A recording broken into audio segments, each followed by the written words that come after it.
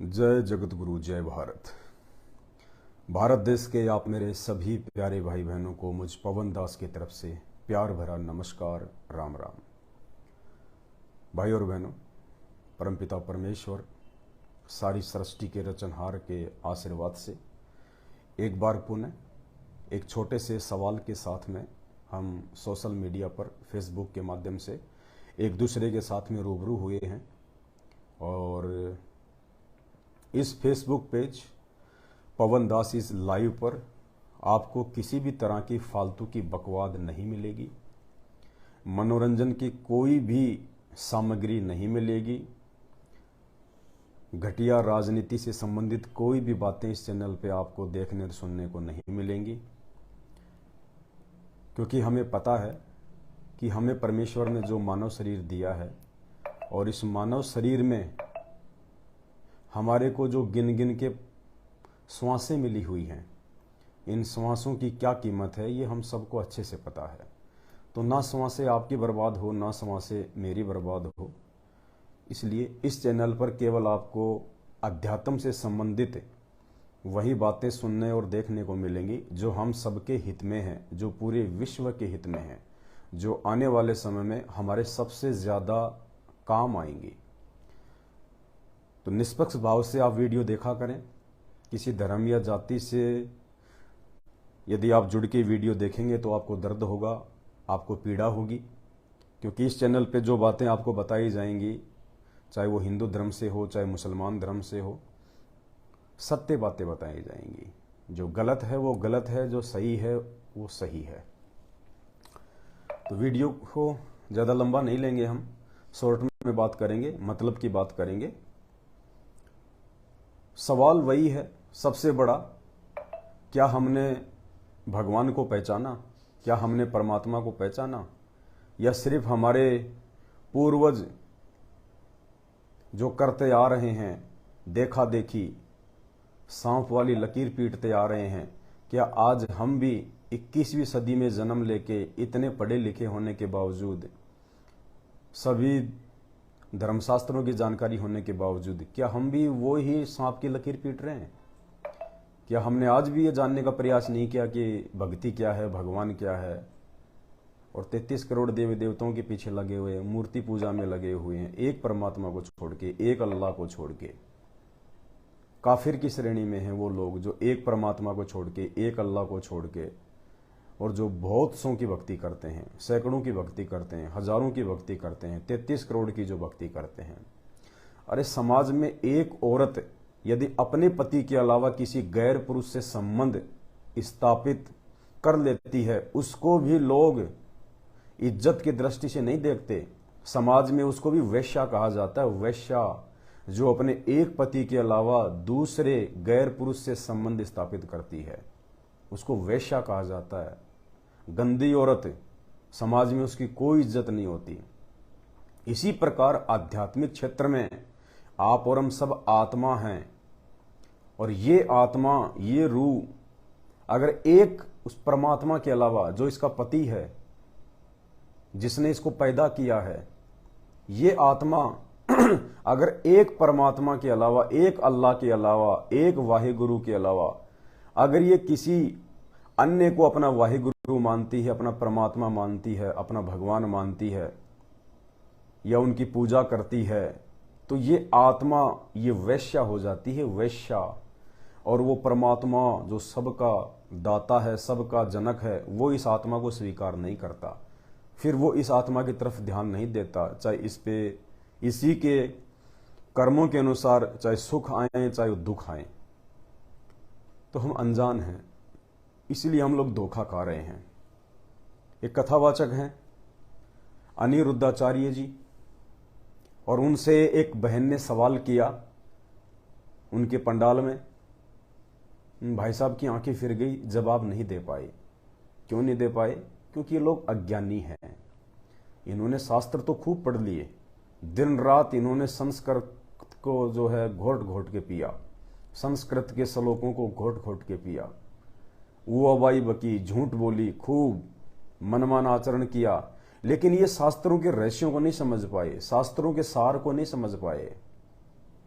क्योंकि परमात्मा कहते हैं गुरु बिन वेद पढ़े जो प्राणी, जो व्यक्ति सतगुरु के बिना शास्त्रों का अध्ययन करता है वो समझे न ज्ञान और रहे अज्ञानी, वो अज्ञानी ही रहेगा, वो शास्त्रों के सार को नहीं समझ पाएगा।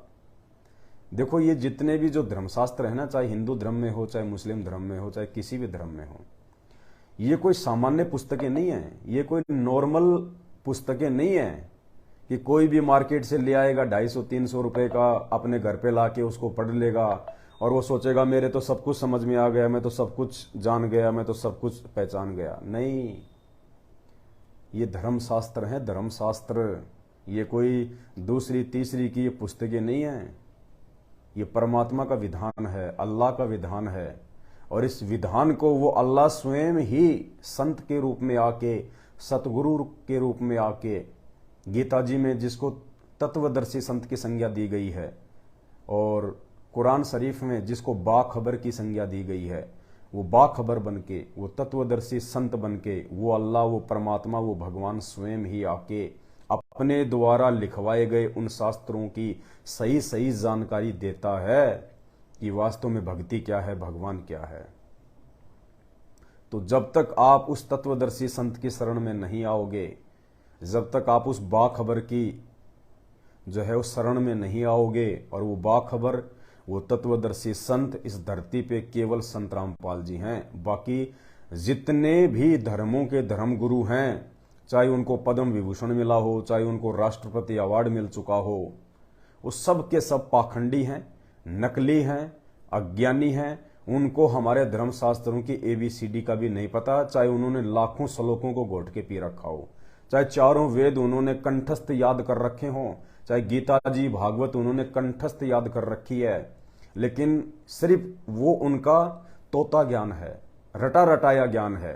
वो सार को नहीं समझ पा रहे, संकेतों को नहीं समझ पा रहे, उन वाणियों के संकेतों को, उन श्लोकों के संकेतों को, और वो अज्ञानी हैं, खुद का भी जीवन बर्बाद कर रहे हैं और अपने पीछे बेचारी लाखों जो है वो करोड़ों आत्माओं का जीवन भी वो बर्बाद कर रहे हैं, चाहे वो किसी भी धर्म के धर्मगुरु क्यों ना हो।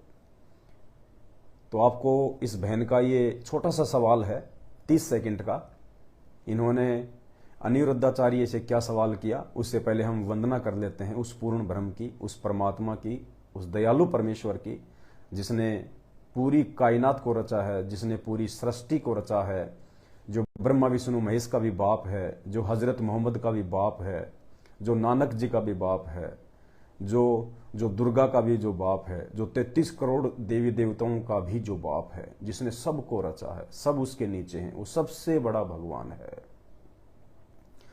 परमपिता परमेश्वर, सारी सृष्टि के रचनहार, कुल मालिक, असंख्य ब्रह्मांडों के रचयिता, जगत गुरु, तीनों लोकों में प्रवेश करके सबका पालन पोषण करने वाले राजाधिराज, आत्माधार, नाथों के नाथ, देवों के देव महादेव, सर्वेश्वर महेश्वर, मृत्युंजय, अजरो अमर, आदि अनादि, सनातनी प्रभु, जगत पिता जगदीश्वर, 1008 की उपाधि के वास्तविक अधिकारी, अकाल मूर्त, शब्द स्वरूपी राम, वासुदेव, सर्वगतम ब्रह्म, हक्का कबीर, सत्य कबीर, अल्लाह कबीर, अल्लाह ताला, प्रथम पूज्य, परम संत, परम पुरुष, परम धनी, परम दयालु, जगत का तारणहार, जगत का मुक्तिदाता,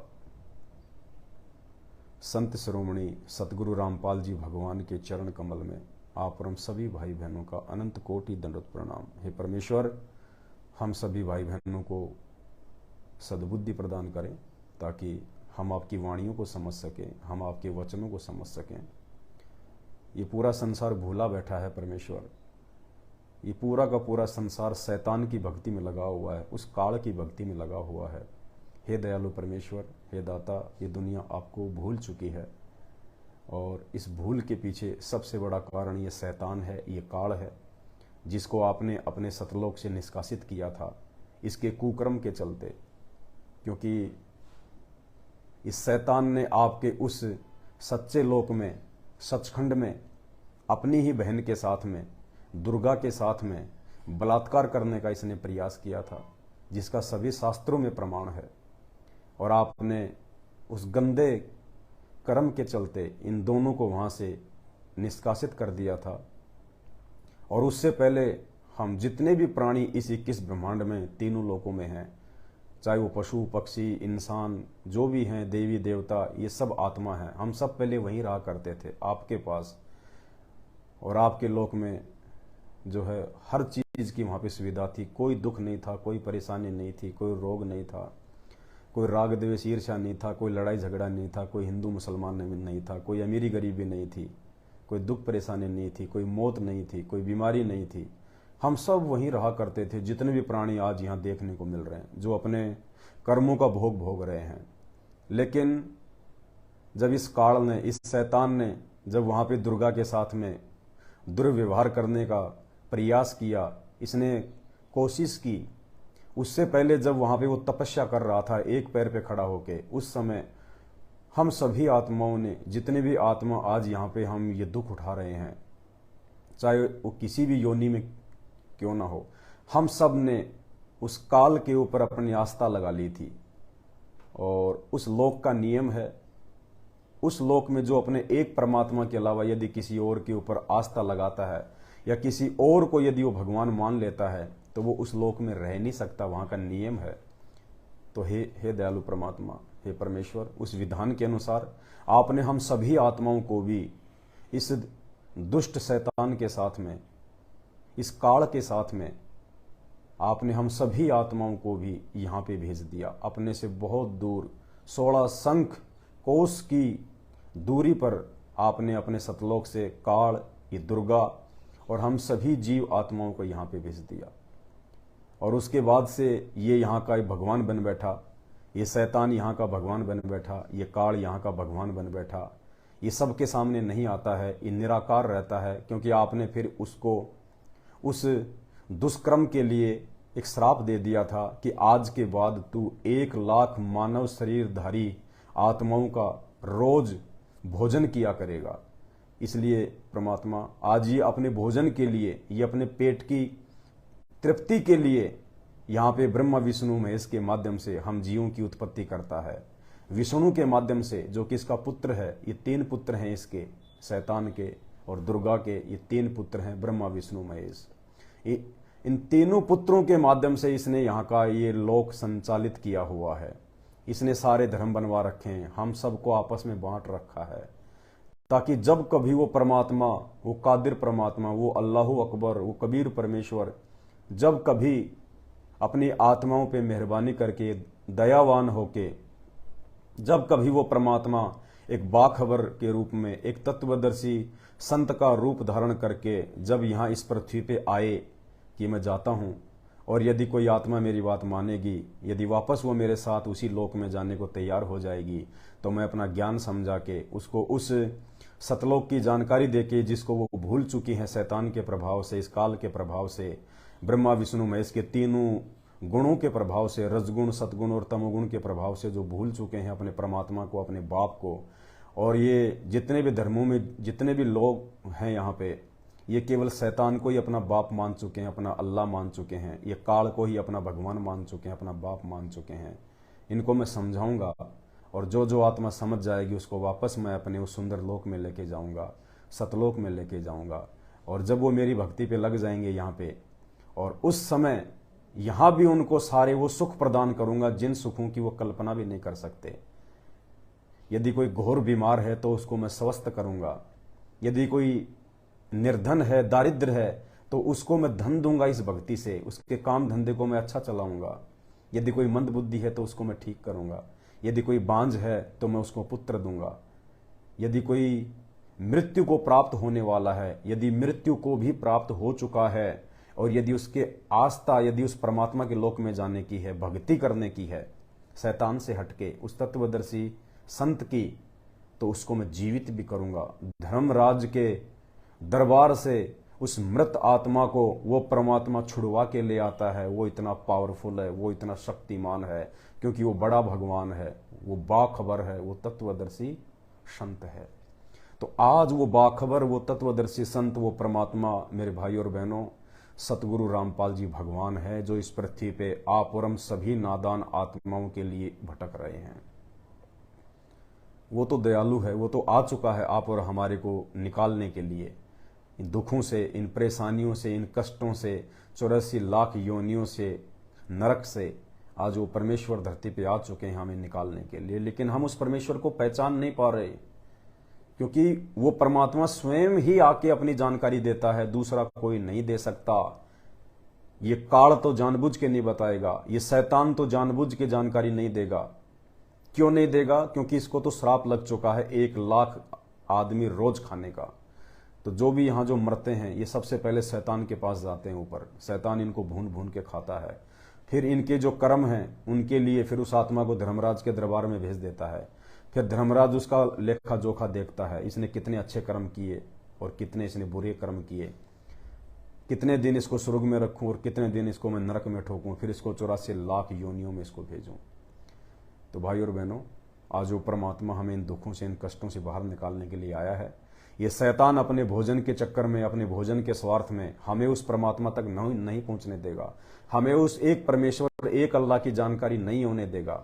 ये खुद ही भगवान बना बैठा हुआ, ये खुद ही अल्लाह बना बैठा हुआ है। यही वो शैतान है जो हजरत मोहम्मद को मिला था जबरील नाम के फरिश्ते के माध्यम से। यही वो शैतान है जो ब्रह्मा विष्णु महेश के माध्यम से श्री राम और श्री कृष्ण के रूप में इस धरती पे आया था, अवतारों के रूप में इस धरती पे आता है, ये पैगंबरों के रूप में इस धरती पे आता है। और हम लोग उसको अल्लाह मान लेते हैं, हम लोग उसको परमात्मा मान लेते हैं, हम लोग उसको भगवान मान लेते हैं। अरे अगर ये अल्लाह है, ये भगवान है, तो क्यों बेदर्दी से यहाँ पे हम लोगों को मार रहा है? क्यों लोगों का एक्सीडेंट हुआ जा रहा है? क्यों लोग इतनी भयंकर भयंकर बीमारियों के शिकार हैं? हॉस्पिटलों पे हॉस्पिटल भरे पड़े हैं। डॉक्टरों की कमी है लेकिन मरीजों की कमी नहीं है। दुखियों की कोई कमी नहीं है यहाँ पे, कष्टों की कोई कमी नहीं है यहाँ पे।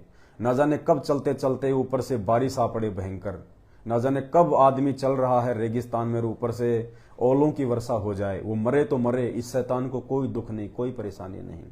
सुबह सुबह माता पिता बच्चों को नहला धुला के स्कूल भेजते हैं, रास्ते में बस का एक्सीडेंट हो जाता है। इस शैतान को कोई चिंता नहीं, मरे तो मरे, उसको पता है कि ये मेरा भोजन है, मेरे पास में आएगा। हम अपने बेटा बेटी को इतने प्रेम से पालते हैं, पोसते हैं, उनको पढ़ाते हैं, लिखाते हैं, कोई डॉक्टर बनाता है, कोई इंजीनियर बनाता है, लाखों रुपया उस पर वो खर्च करते हैं। और जब डॉक्टर बन जाता है तो माता पिता को बड़ी खुशी होती है कि अब मेरा बेटा लाखों रुपये कमाएगा, हमारा घर जो है वो खुशहाली से भर जाएगा। और समाचार मिलता है कि 2 महीने बाद वो डॉक्टर, वो बच्चा कार एक्सीडेंट में मारा गया। कहाँ है दयालु? ये शैतान है, ये दयालु नहीं है। इसको केवल अपने भोजन से मतलब है। जैसे एक कसाई होता है, कसाई बकरे और बकरियां पालता है, उनके लिए खाने पीने की व्यवस्था भी करता है, उनके लिए पानी की व्यवस्था भी करता है, गर्मी में उनके लिए जो है वो शेड भी लगाता है, वो जो है छांव की व्यवस्था भी करता है। एक आदमी भी छोड़ देता है उनका ध्यान रखने के लिए। वो क्यों पालता है वो बकरे और बकरियां? काटने के लिए, ताकि ये जल्दी से जवान हो जाएं, इनके अंदर जो है मांस पैदा हो जाए। और जब कभी कभार वो कसाई उस बाड़े में जाता है तो वो बकरे और बकरियां देखते हैं कि हमारा मालिक आ गया, हमारा भगवान आ गया, जो हमें लेके आया था, जो हमें खिला रहा है, हमारे को पिला रहा है। और वो किस लिए खिला रहा पिला रहा है? कि जल्दी से जवान हो जाएं, इनके अंदर मांस बन जाए, तो इनको मैं काटूं, मुझे पैसा मिले। और जब वो कसाई उस बाड़े में आके उन बकरियों को चेक करता है, उन बकरों को चेक करता है, हाथ लगा लगा के उनको उठा उठा के कि ये कितने किलो का हो गया, इसमें कितना मांस हो जो है वो तैयार हो गया। और वो बकरे बकरियां ये सोचते हैं कि देखो हमारा मालिक कितना दयालु है, ये हमें प्यार कर रहा है, ये हमारे शरीर की सफाई कर रहा है, ये हमें आशीर्वाद दे रहा है। जबकि वो नादान प्राणी ये नहीं सोच रहे कि ये कसाई है, शैतान है, ये तुम्हारे को ये चेक कर रहा है कि तू कितने किलो का हो गया। और जिस दिन उसने कोई बकरा या बकरी को काटना होगा, जब उसके पास में ऑर्डर आएगा, तो फिर वो ये नहीं देखता कि ये किसका बेटा है, ये किसकी बेटी है, किसकी माँ है, ये किसका बाप है, कान पकड़ के ले जाता है, छुर्री चला देता है। तो इसी प्रकार भाई और बहनों, ये शैतान का लोक है, ये कसाई का बाड़ा है। ये 3 लोक, ब्रह्मा विष्णु महेश के लोक, इनका बाप शैतान है, काल है, ये कसाई है। और ब्रह्मा विष्णु महेश इसने ये चरवाए छोड़ रखे हैं। आप और हम समस्त बकरे और बकरियों के लिए, जितने भी मानव शरीरधारी जो इंसान हैं, जो प्राणी हैं, जो स्त्री पुरुष हैं, ये बकरे और बकरियां हैं इसके लिए। ये शैतान है कसाई है और इसने ब्रह्मा विष्णु महेश को यहाँ पे, चाहे वो किसी भी धर्म के व्यक्ति क्यों ना हो, इसने उनको जो है पाल रखा है अपने भोजन के लिए। और हमें लगता है कि देखो ये कितना दयालु भगवान है, इसने सूरज बना रखा, इसने चांद बना रखा, इसने सेब संतरे काजू किशमिश बना रखे हैं, समय पे बरसात होती है, देखो ये कितना जो है दयालु भगवान है। नहीं, ये सुविधा उसने केवल इसलिए दे रखी है ताकि हम जन्में और फिर बाद में मरने के बाद हम इसके मुंह में जाए वहां पे। ये अपनी फसल तैयार कर रहा है, ये अपना भोजन तैयार कर रहा है, इसके दिल में कोई दया नहीं है, कोई रहम नहीं है। ये सारी बातें जिस दिन आप यूट्यूब पे जाके सर्च करेंगे सृष्टि रचना संत रामपाल जी महाराज, भाई और बहनों आपकी आंखें खुल जाएंगी। आंखें, आप लोग किस बहम में जी रहे हो। इसका चेहरा बहुत विकराल है, इसका शरीर बहुत टेढ़ा मेढ़ा है, ये राक्षस है, शैतान। और इसने अपने बेटों को इतना सुंदर बना दिया, राम को, श्री कृष्ण को, और अपने पैगंबरों को जब यहाँ ये भेजता है मूसा से लेके हजरत मोहम्मद के रूप में, अपने पुत्रों को, अपने बेटों को इसने इतना सुंदर बना दिया ताकि ये भोले प्राणी, ये बकरे और बकरियां उन्हीं को भगवान मान के कि हमारे भगवान श्री राम, हमारे भगवान श्री कृष्ण, हमारे रसूल, हमारे मोहम्मद, हमारे ये, और ये सब उनके पीछे लगे रहे। जैसा वो मेरे पैगंबर, मेरे अवतार जो इनको भक्ति बताएं उल्टी सीधी मेरे मुंह में आने की, क्योंकि काल से ऊपर की भक्ति इस काल लोक में नहीं है। ये शैतान से ऊपर की भक्ति, इस काल से ऊपर की भक्ति केवल वो परमात्मा, वो कबीर देव, वो तत्वदर्शी संत, वो बाखबर परमात्मा, वो दयालु परमात्मा जिसका गुण हम गाते हैं। कब? जब हमारे ऊपर विशेष आपत्ति आती है। ये प्राणी चाहे किसी की भी पूजा क्यों ना करे, चाहे कोई हनुमान जी पूजे, चाहे भैरू जी पूजे, चाहे माता जी पूजे, चाहे कोई किसी भी देवता को पूजे, और जब उस आदमी के ऊपर कोई विशेष आपत्ति आती है, कोई विशेष कोई परेशानी आती है, तो वो भूल जाता है कि मैं किसकी पूजा कर रहा हूं। फिर उसकी आत्मा पुकार करती है, हे परमात्मा, हे भगवान, हे सबके मालिक, मेरी रक्षा करना परमात्मा, मुझे इस समस्या से बाहर निकालना मेरे दाता। उस समय वो हनुमान जी से नहीं, वो देवी देवताओं से नहीं, वो भूत प्रेतों से नहीं, उस समय वो उस अल्लाह से पुकार करता है, क्योंकि आपत्ति के समय आत्मा को दर्द होता है। मन को परेशानी नहीं होती, मन तो शैतान है, ये काल है। मन तो हमेशा हमारे को उल्टी चीजों में धकेलता है, बुरे कर्मों में धकेलता है। देखो भाई और बहनों, जब भी हमारे सामने कोई विकट परिस्थिति आती है तो हमारे अंदर से दो आवाज आती हैं, दो आवाज आती है हमारे अंदर से। एक तो आती है इस मन की, जो कि मन रूप में शैतान है खुद ये, और दूसरी आवाज आती है हमारी आत्मा की, क्योंकि आत्मा के रूप में वो परमात्मा है हमारे अंदर। वो परमात्मा हमेशा हमारे को सही कार्य की जो है दिशा देगा, और ये मन हमेशा हमारे को ये भटकाएगा। कहीं कोई दारू का ठेका देखा, मन करेगा पी ले ले, एक पवा ले ले, क्या फर्क पड़ता है यार, रास्ता लंबा है, बस में बैठे बैठे कैंपा कोला में मिला के पी लेंगे। दूसरी तरफ एक आत्मा है अंदर, वो कहेगी नहीं नहीं नहीं, शरीर खराब होगा, मुंह से बदबू आएगी, अगर मालूम पड़ गया अगर घर वालों को तो भैया तेरी पिटाई भी हो सकती है। लेकिन ये मन इस आत्मा को ये दबा लेता है, क्योंकि अभी आत्मा ये कमजोर है, और आत्मा को मजबूत बनाने के लिए वो अल्लाहु अकबीर, वो परमात्मा, वो सबका भगवान, रब, गॉड, वाहिगुरु, वो तत्वदर्शी संत के रूप में धरती पे आता है और अपनी वास्तविक भक्ति और अपने वो मंत्र हमें देता है, जिन मंत्रों का थोड़ा सा जाप करने से हमारे जीवन में वो हर्षो उल्लास पैदा हो जाता है। कोई बीमार है तो वो स्वस्थ होना जो है वो शुरू हो जाता है, कोई निर्धन है तो वो धनवान होना शुरू हो जाता है, क्योंकि ये गुण है उस परमात्मा के, उस अल्लाह के, जो लाभ यहाँ के देवी देवता नहीं दे सकते, जो लाभ यहाँ के ब्रह्मा विष्णु महेश नहीं दे सकते, जो लाभ यहाँ के कोई पैगंबर नहीं दे सकते, जो लाभ यहाँ की कोई झूठी भक्ति नहीं दे सकती। आप कितनी ही कावड़ ले आओ, कितने ही आप जी पैदल यात्रा कर लो, कितना बद्रीनाथ और केदारनाथ जाओ, कितना ही आप जी 5 समय की नमाज कर लो, आपको वो सुख हो ही नहीं सकता। आपके अंदर वो सेटिस्फैक्शन, वो शांति, वो संतुष्टि पैदा हो ही नहीं सकती जो इस आत्मा को चाहिए, जो इस आत्मा को सतलोक में मिला करती थी। वो शांति यहां पे हरगिज नहीं हो सकती, क्योंकि यहां पे वो शांति पैदा करने वाली, वो सुख प्राप्त करने वाली भक्ति है ही नहीं। क्योंकि जिन देवी देवताओं की हम भक्ति करते आए हैं, देखा देखी में सांप वाली लकीर पीट रहे हैं, हमारे दादा परदादा करते आए, हमारे दादा करते आए, हमारा बाप करता आया, तो हमने भी वही भक्ति शुरू कर दी। तो उस भक्ति से तो खुद वो देवता भी बेचारे दुखी हैं। खुद ब्रह्मा विष्णु महेश का जीवन भी कितना दुखी रहता है। आप इनका इतिहास पढ़िए।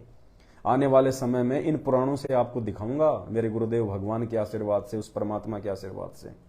ये ब्रह्मा विष्णु महेश भी 24 घंटे राक्षसों के साथ में लड़ाई झगड़ा करते रहते हैं ऊपर। कभी राक्षस जीत जाते हैं तो ब्रह्मा विष्णु महेश 33 करोड़ देवी देवता दौड़ के गुफाओं में छुप जाते हैं। हजार हजार साल तक ये लोग जो है जंगलों में फिरते रहते हैं।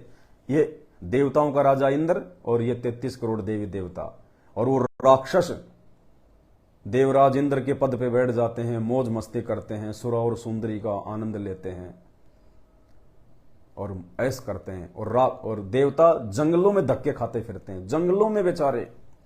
फिर जाके कोई ब्रह्मा की साधना करता है, कोई जो है विष्णु की साधना करता है, कोई जो है शंकर जी की साधना करता है कि हमारे को शक्ति दो, हम वापस इन राक्षसों से हम युद्ध करें। अरे तो ब्रह्मा विष्णु महेश भी तो तुम्हारे जैसे हैं, वो भी तो लड़ाई झगड़ा करके राक्षसों से हार के वापस अपने अपने लोक में भाग जाते हैं। फिर क्या होता है भाई और बहनों, ये चीजें समझने की हैं। फिर वो शैतान, वो काल जो सबका बाप है, यहां का इस लोक का जो बाप है, जो झूठा बाप बन के बैठा है, जो भगवान बन के बैठा है, फिर वो शैतान क्या करता है? फिर वो शैतान ब्रह्मा विष्णु महेश के रूप में आके और फिर इन राक्षसों का फिर वो संहार करता है।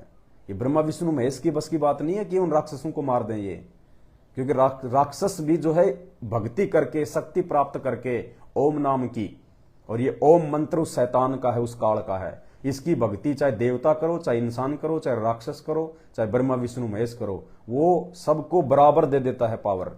उसका मकसद ही ये है कि आपस में लड़ें झगड़ें, मैं कभी उनको हरा दूं, मैं कभी उनको जिता दूं, कभी उनको हरा दूं, कभी मैं उनको जिता दूं। ये इसी प्रकार आपस में लड़ते रहें, झगड़ते रहें, और मेरे से जो भक्ति से जो शक्ति ये प्राप्त करते हैं, वो शक्ति यहीं पे ये लोग जो है ये बर्बाद करते रहें। और ये जब कभी वो परमात्मा, वो परमेश्वर इस धरती पे आए और वो सही जानकारी दे, तो ये जो है मेरी ही महिमा करें कि नहीं हमारे भगवान बड़े हैं, हमारे वो भगवान बड़े हैं, क्योंकि ये शंकर के रूप में आ जाता है। शंकर के रूप में आके ये आशीर्वाद दे देता है। कभी ये विष्णु जी के रूप में आ जाता है, विष्णु के रूप में आके ये जो है ये आदेश दे देता है। तो हम लोग सोचते हैं कि यही भगवान है, बस यही परमात्मा, शंकर जी सबसे बड़े हैं, महादेव सबसे बड़े हैं, ब्रह्मा जी सबसे बड़े हैं। नहीं, ये ब्रह्मा विष्णु महेश के रूप में ये काल सारा खेल खेलता है, ये शैतान सारा खेल खेलता है। देखिए, ये तो आपने खूब देख रखा होगा रामायण वगैरह में, लेकिन आप लोगों ने कभी विचार नहीं किया। ये देखो, ये खुद इनका बाप शैतान, और ये क्या बोल रहा है आके, ये अपना रूप चेंज करके, क्योंकि ये शैतान 1000 कला का जो है स्वामी है, 1000 रूप बना सकता है ये। तो ये शैतान, ये तो आपने खूब देखी है, विशेषकर जो हिंदू धर्म से संबंधित लोग हैं, आप तो बचपन से देखते आए हो। ये शैतान, और सामने खड़े इसके तीनों पुत्र ब्रह्मा विष्णु महेश, और तीनों को ये क्या कह रहा है कि जब मुझे सृष्टि का संचालन करना होता है तो मैं तुम तीनों को जो है प्रकट करता हूं, तुम तीनों मेरे अंश हो, मेरे, तुम कोई भगवान नहीं हो, तुम कोई परमात्मा नहीं हो, इस भूल में ना रहना। ये काल कह रहा है अपने तीनों पुत्रों से, जो सामने खड़े हैं, अभी आपको ये दिखाई देंगे। ये कह रहा है कि जब मुझे सृष्टि का संचालन करना होता है, यानी जब मेरे को भूख लगती है, जब मेरे को स्त्री पुरुष पैदा करने होते हैं अपने भोजन के लिए, तो उस समय मैं तुम तीनों को सृष्टि के संचालन के लिए मैं जो है मतलब कि पैदा करता हूं। तुम मेरे अंश हो, तुम जो है मेरे बेटे हो, और जब मुझे इस सृष्टि का संहार करना होता है तो मैं तुम तीनों को अपने अंदर संभाल लेता हूं, और तुम तीनों ही जो है तीनों गुणों से लबालब हो, रजगुण, सतोगुण और तमोगुण। यानी उसने ब्रह्मा के अंदर वो रजोगुण भर रखा है। रजोगुण के प्रभाव से हम लोग स्त्री को देख के उसकी तरफ आकर्षित होते हैं, वरना कोई भी इंसान किसी माता बहन को देख के उसके अंदर काम वासना पैदा नहीं हो सकती। ये ब्रह्मा जी करता है सभी के अंदर ये काम वासना पैदा। ये ब्रह्मा जी जो है ये बलात्कार करवाता है, सारे उल्टे कर्म करवाता है, मन में जो है मतलब पाप भर देता है, क्योंकि इसने संतान उत्पत्ति करवानी होती है। अगर ये ब्रह्मा जी अगर ये रजोगुण को पैदा नहीं करेगा, अगर एक आदमी यदि एक औरत के प्रति यदि वो आसक्त नहीं होगा तो बच्चे कहां से पैदा होंगे, और अगर बच्चे पैदा नहीं होंगे तो काल खाएगा क्या। और फिर ये ब्रह्मा जी से तो बच्चे पैदा करवाता है, और उसके बाद में उनका पालन पोषण किससे करवाता है? विष्णु से। विष्णु के अंदर सतोगुण है, विष्णु के प्रभाव से हमारे अंदर मोह ममता, एक दूसरे के प्रति प्यार और प्रेम, ये मेरा बेटा, ये मेरी बेटी, वरना ये प्रेम उत्पन्न नहीं हो सकता। इसलिए इसने हम सबको बांध के रखा हुआ है कि अपना बेटा बेटी समझ के ये इनको पालते रहें, ये इनकी परवरिश करें मेरे भोजन के लिए। और जब उसको भूख लगती है, जब उसने मारना होता है, उस समय वो शंकर को जो है वो प्रेरणा कर देता है। शंकर कौन है? तमोगुणी, वो तमोगुण है। फिर शंकर क्या करेगा? शंकर के प्रभाव से चाहे कोई लड़ाई झगड़ा करे, चाहे कोई मारपीट करे, चाहे कोई बीमार हो, चाहे कोई एक्सीडेंट हो, ये शंकर के गण करते हैं। शंकर के जो पार्षद हैं, शंकर भगवान के जो गण हैं, वो फिर मारने का काम करते हैं उस काल के आदेश से, शंकर के द्वारा। शंकर के गण, चाहे किसी का ध्यान भटकाना हो, जैसे कोई गाड़ी चला रहा है, अचानक से उसका ध्यान भटक जाएगा, उसको नींद आ जाएगी, उसको झपकी आ जाएगी और एक्सीडेंट हो जाएगा। मालूम पड़ा सुबह ट्रेन एक्सीडेंट हो गई, 300 लोग मर गए, तो उसने अपना भोजन तैयार कर लिया। और इन्हीं तीनों भगवानों की हम भक्ति कर रहे हैं। ये तीनों भगवान तो शैतान के आदेश से और आप और हमारे को जन्मने मारने का काम कर रहे हैं, जबकि हम सब जानते हैं कि शंकर जी का काम संहार करने का है, फिर भी हम उसको भगवान जो है मान के हम उसकी भक्ति कर रहे हैं। अरे जो मारता है, अरे भगवान कभी मारेगा क्या? देखो ये कौन है? ये ब्रह्मा विष्णु महेश, ये तीनों। वैसे तो ये सारी बातें विस्तार से संत रामपाल जी ने अपनी सृष्टि रचना में बता रखी हैं, प्रमाणों के साथ, शास्त्रों से दिखा दिखा के, ऐसे नहीं। लेकिन वैसे भी देखो, वैसे भी लोगों ने वीडियो बना रखे हैं, रामायण बनाने वालों ने, क्योंकि इनको हकीकत तो इनको बतानी ही पड़ती है, झूठ नहीं बोल सकते ये। देखो इन्होंने क्या बता रखा है। हे विष्णु, हे महेश, जब सृष्टि का उद्भव होना होता है, तब मैं अपने आप को 3 रूपों में प्रकट करता हूं, और वो तीनों रूप तुम ही, तुम तीनों मेरे ही रूप हो।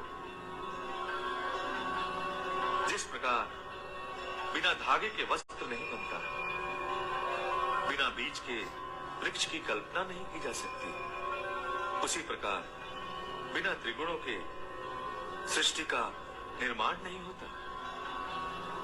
और तुम तीनों मेरे सत्व, रज और तम गुणों के अधिपति हो।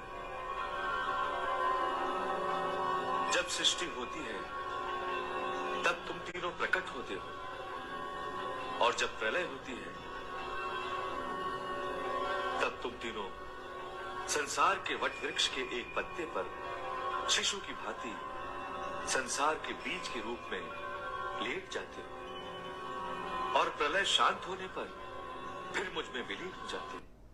ये है इनका बाप, ये ब्रह्मा विष्णु महेश का बाप है ये शैतान, जो ये प्रवचन दे रहा है कि जब मेरे को सृष्टि करनी होती है, तब तुम तीनों मेरे से ही प्रकट होते हो। यानी तुम तीनों को इस कुक्रम में मैं लगाता हूं, मैं काल, मैं शैतान, तुम तीनों को मैं प्रकट करता हूं अपने भोजन के लिए, कि भैया सृष्टि करो, जीव उत्पन्न करो। विष्णु उसका पालन करेगा, शंकर मार मार के मेरे पास में भेजेगा। यानी ये कह रहा है इनका बाप, ये शैतान, ये काल, कि तुम्हारी कोई औकात नहीं है, तुम कोई भगवान नहीं हो। तुम तीनों को तो मैंने जीवों को भ्रमित करने के लिए उल्टी सीधी साधना में लगा के, बस यहां पे जन्म लो, खाओ पियो, शादी करो, बच्चे पैदा करो, उनका लालन पालन करो, गधे की तरह उनकी परवरिश में तुम लगे रहो, अपनी तरफ ध्यान मत दो कि मेरा जन्म क्यों हुआ है।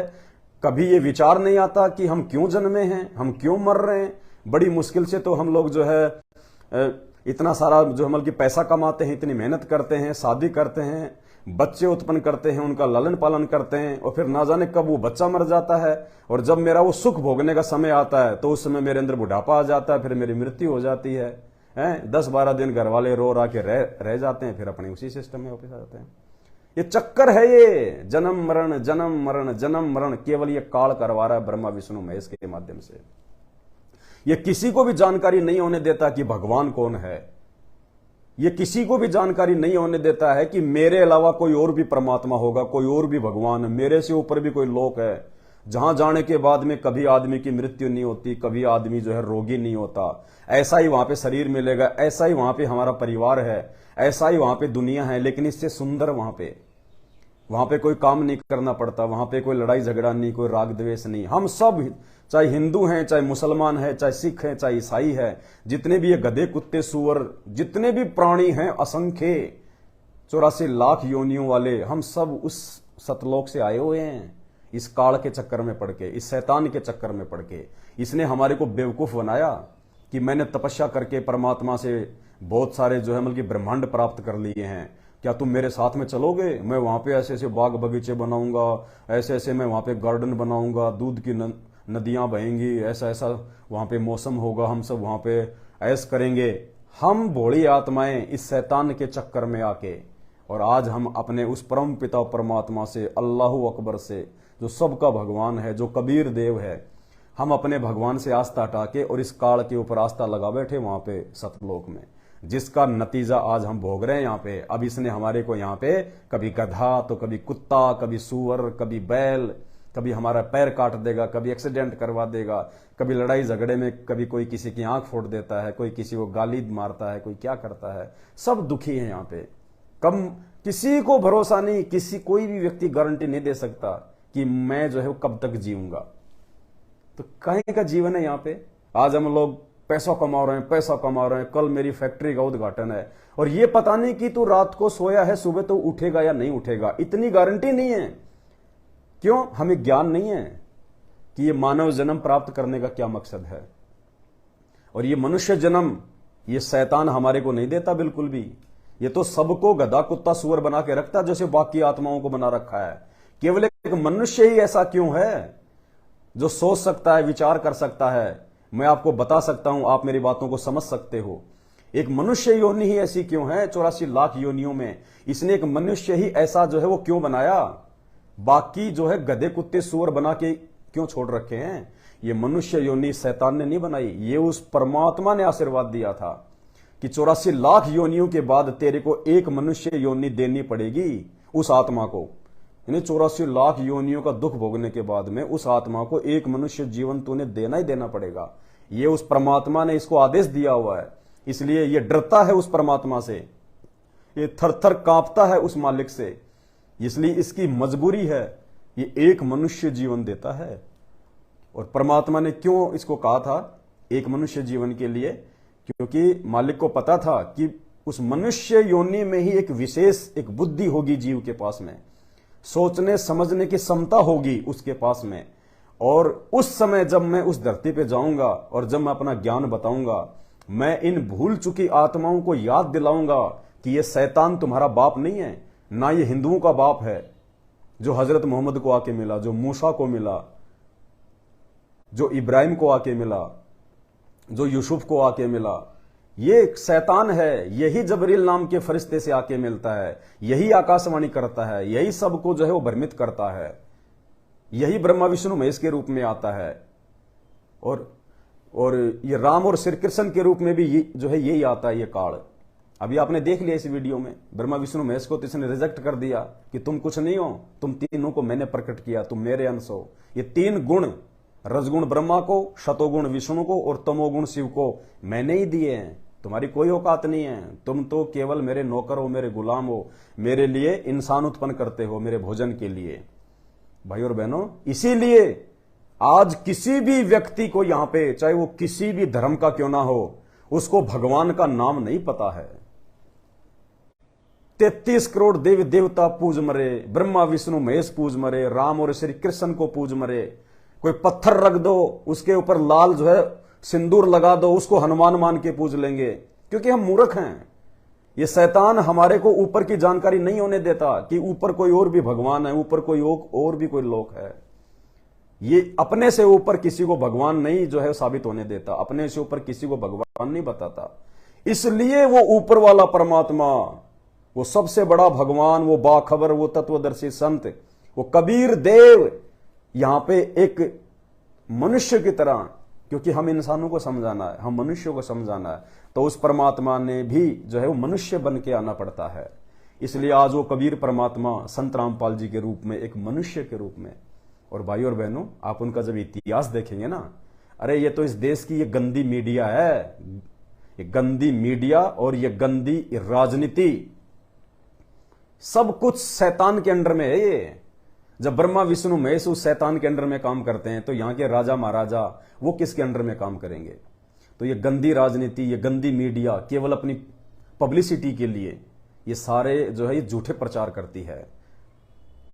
संत रामपाल जी पे कोई बलात्कार का मुकदमा नहीं, कोई छेड़छाड़ का मुकदमा नहीं किसी भी प्रकार का, और इन लोगों ने झूठा प्रचार किया है। तो दिखाओ कहां पे एफआईआर की कॉपी दिखाओ, दिखाओ कौन से कोर्ट में संत रामपाल जी पे जो है छेड़खानी का मुकदमा चल रहा है। अरे ये तो सबका बाप है, इसने तो हम सब आत्माओं को, चाहे स्त्री हो चाहे पुरुष हो, हम सबको इसने पैदा किया है।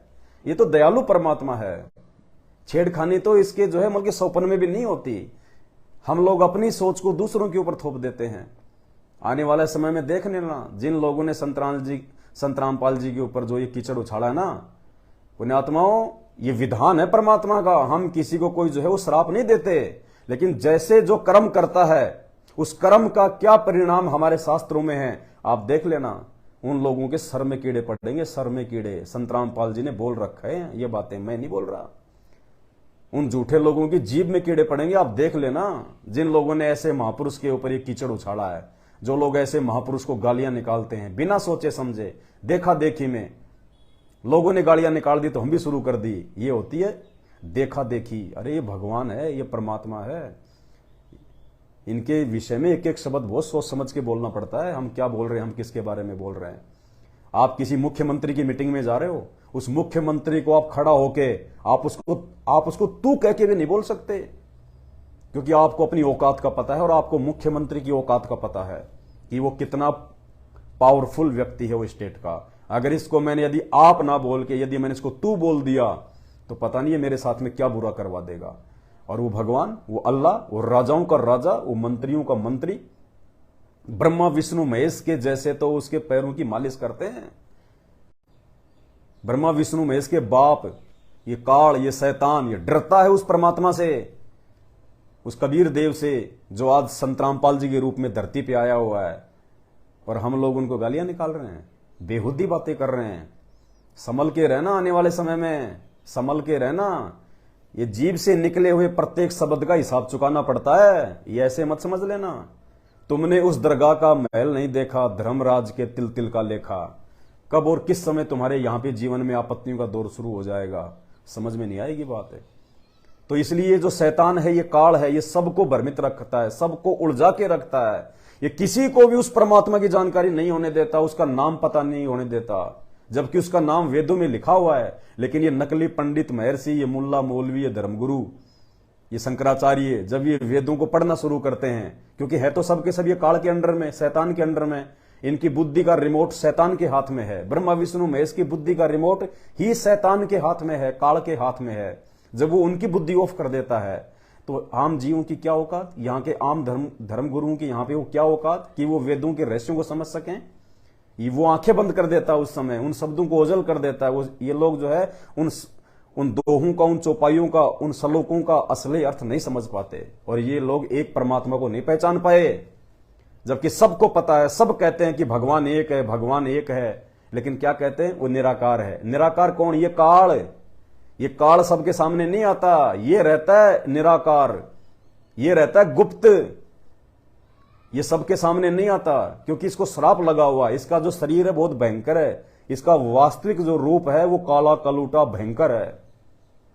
बाकी ये कोई भी रूप बना सकता है, लेकिन जैसे एक स्वांग करने वाला एक आदमी है जो मतलब स्वांग करते हैं, अब उसका वास्तविक रूप तो उसका एक ही है, यानी वो इंसान है। असली रूप तो उसका केवल एक है, लेकिन वो स्वांग करने वाला इंसान वो हनुमान जी का भी रूप बना सकता है, वो राम का रूप भी बना सकता है, वो श्री कृष्ण का भी रूप बना के स्वांग कर सकता है। जैसे रामलीला में होते हैं, जैसे हम लोग कहते हैं बल्कि बहुरूपीय, जिनको हम क्या कहते हैं, बहुरूपीय, जो बहुत सारे रूप बना लेते हैं दो पैसे कमाने के लिए। कोई बंदर का रूप बना लेता है, कोई हनुमान जी का बना लेता है, कोई श्री राम का बना लेता है, कोई हनुमान जी का बना लेता है, जब उनको स्वांग करने होते हैं।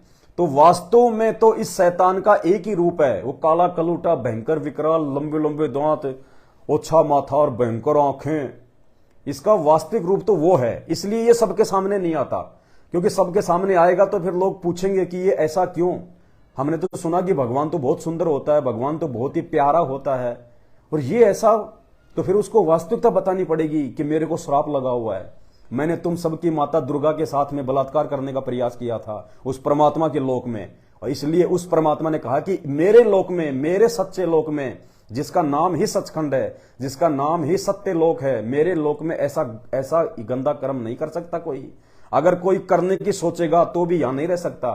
तो उस परमात्मा ने उस काल को यह श्राप दिया था कि नालायक, आज के बाद तेरा नाम शैतान होगा, काल होगा, और तू रोजाना 1,00,000 मानव शरीरधारी आत्माओं का भोजन करेगा। इसलिए इसकी मजबूरी है अपने भोजन के लिए ये मनुष्य जीवन देना, वरना ये इंसान योनि पैदा नहीं करता। लेकिन ये अपने स्वार्थ के लिए कर रहा है, क्योंकि इसको श्राप लगा हुआ है। और श्राप परमात्मा ने इसलिए दिया था इसको उस समय कि अगर वो भगवान अगर इसको ये मनुष्य खाने का श्राप नहीं देता तो ये मनुष्य को ये पैदा ही नहीं करता। और मनुष्य को पैदा नहीं करता तो भगवान फिर आके समझाता किसको? गाय को समझाता, भैंस को समझाता? क्या मनुष्यों को ही समझाना पड़ता है, मनुष्य ही समझ सकता है। तो ये अपने से ऊपर की जानकारी नहीं होने देता। इसलिए आज चाहे कोई मुसलमान धर्म का बड़े से बड़ा धर्मगुरु हो, चाहे हिंदू धर्म का बड़े से बड़ा धर्मगुरु हो, उनको किसी को नहीं पता कि वास्तव में वो एक परमात्मा कौन है। जिस एक परमात्मा के बारे में, और साईं वाले जो शिरडी बाबा थे वो भी मर गए अंत में उंगली ऊपर करके, सबका मालिक एक, सबका मालिक एक। लेकिन उस साईं बाबा ने अपने जीवन काल में कभी नहीं बताया कि उस एक का नाम क्या है।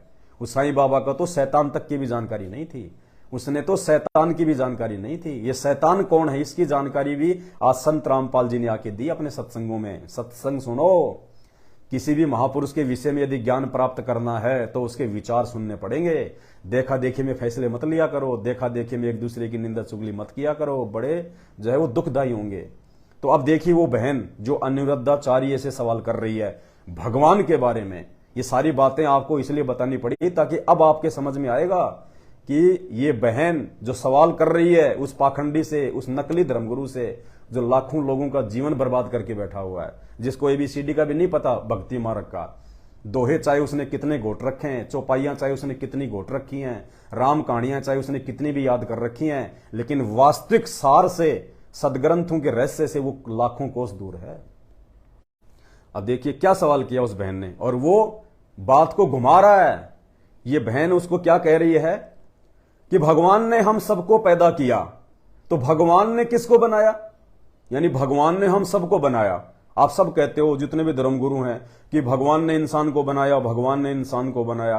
तो ये बहन कह रही है अगर भगवान ने हम सबको बनाया तो भगवान ने किसको बनाया? जायज सवाल है। तो वो बात को घुमा रहा है और क्या कह रहा है? भगवान का नाम अजन्मा है, भगवान कभी जन्म नहीं लेते, जो जन्म लेता है वो मरता है। और भगवान का नाम क्या बताया? अजन्मा। ध्यान से सुनना एक बार वीडियो, फिर बाद में बताऊंगा आपको। भगवान ने हमें बनाया तो भगवान को किसने बनाया है? भगवान का नाम है अजन्मा। क्या नाम है? अजन्मा। अजन्मा। जो जन्म लेता है वो मर जाता है। जैसे हमने जन्म लिया तो हम मर जाएंगे, पर भगवान का नाम अजन्मा है, उनका जन्म ही नहीं होता तो मृत्यु का सवाल नहीं। इसलिए उन्होंने सबको बनाया, उन्हें किसी ने नहीं बनाया, क्योंकि वो भगवान है, उनसे ऊपर कोई नहीं। अगर उनका जन्म नहीं हुआ तो फिर वो कैसे आए? प्रकट होते हैं ना वो। जन्म तो हमारा और आपका होता है। प्रकट कैसे हुए? प्रकट हुए ऐसे कि वो भगवान ऑलरेडी स्थित हैं, ऑलरेडी हमारे आपके भीतर चेतना के रूप में वही ईश्वर है। मूर्खों ने तालियां बजा दी, सामने मूर्खों का टोल बैठा रहता है लाखों का, उनको कुछ पता नहीं है, जैसा वो भौंक रहा है वैसा लोगों ने तालियां बजा दी। अब बताता हूं आपको। बहन क्या पूछ रही है? भगवान ने हम सबको बनाया, तो भगवान को किसने बनाया? इस बात का जवाब नहीं दे रहा हो, बात को घुमा रहा है। क्या कह रहा है? भगवान का नाम अजन्मा है। इसने नाम थोड़ी पूछा है, इसने नाम तो पूछा नहीं कि भगवान का नाम क्या है, लेकिन वो क्या कह रहा है कि भगवान का नाम अजन्मा है, भगवान को किसी ने पैदा नहीं किया। सुनिए फिर आपको बता रहा हूं अभी। भगवान ने हमें बनाया तो भगवान को किसने बनाया है? भगवान का नाम है अजन्मा।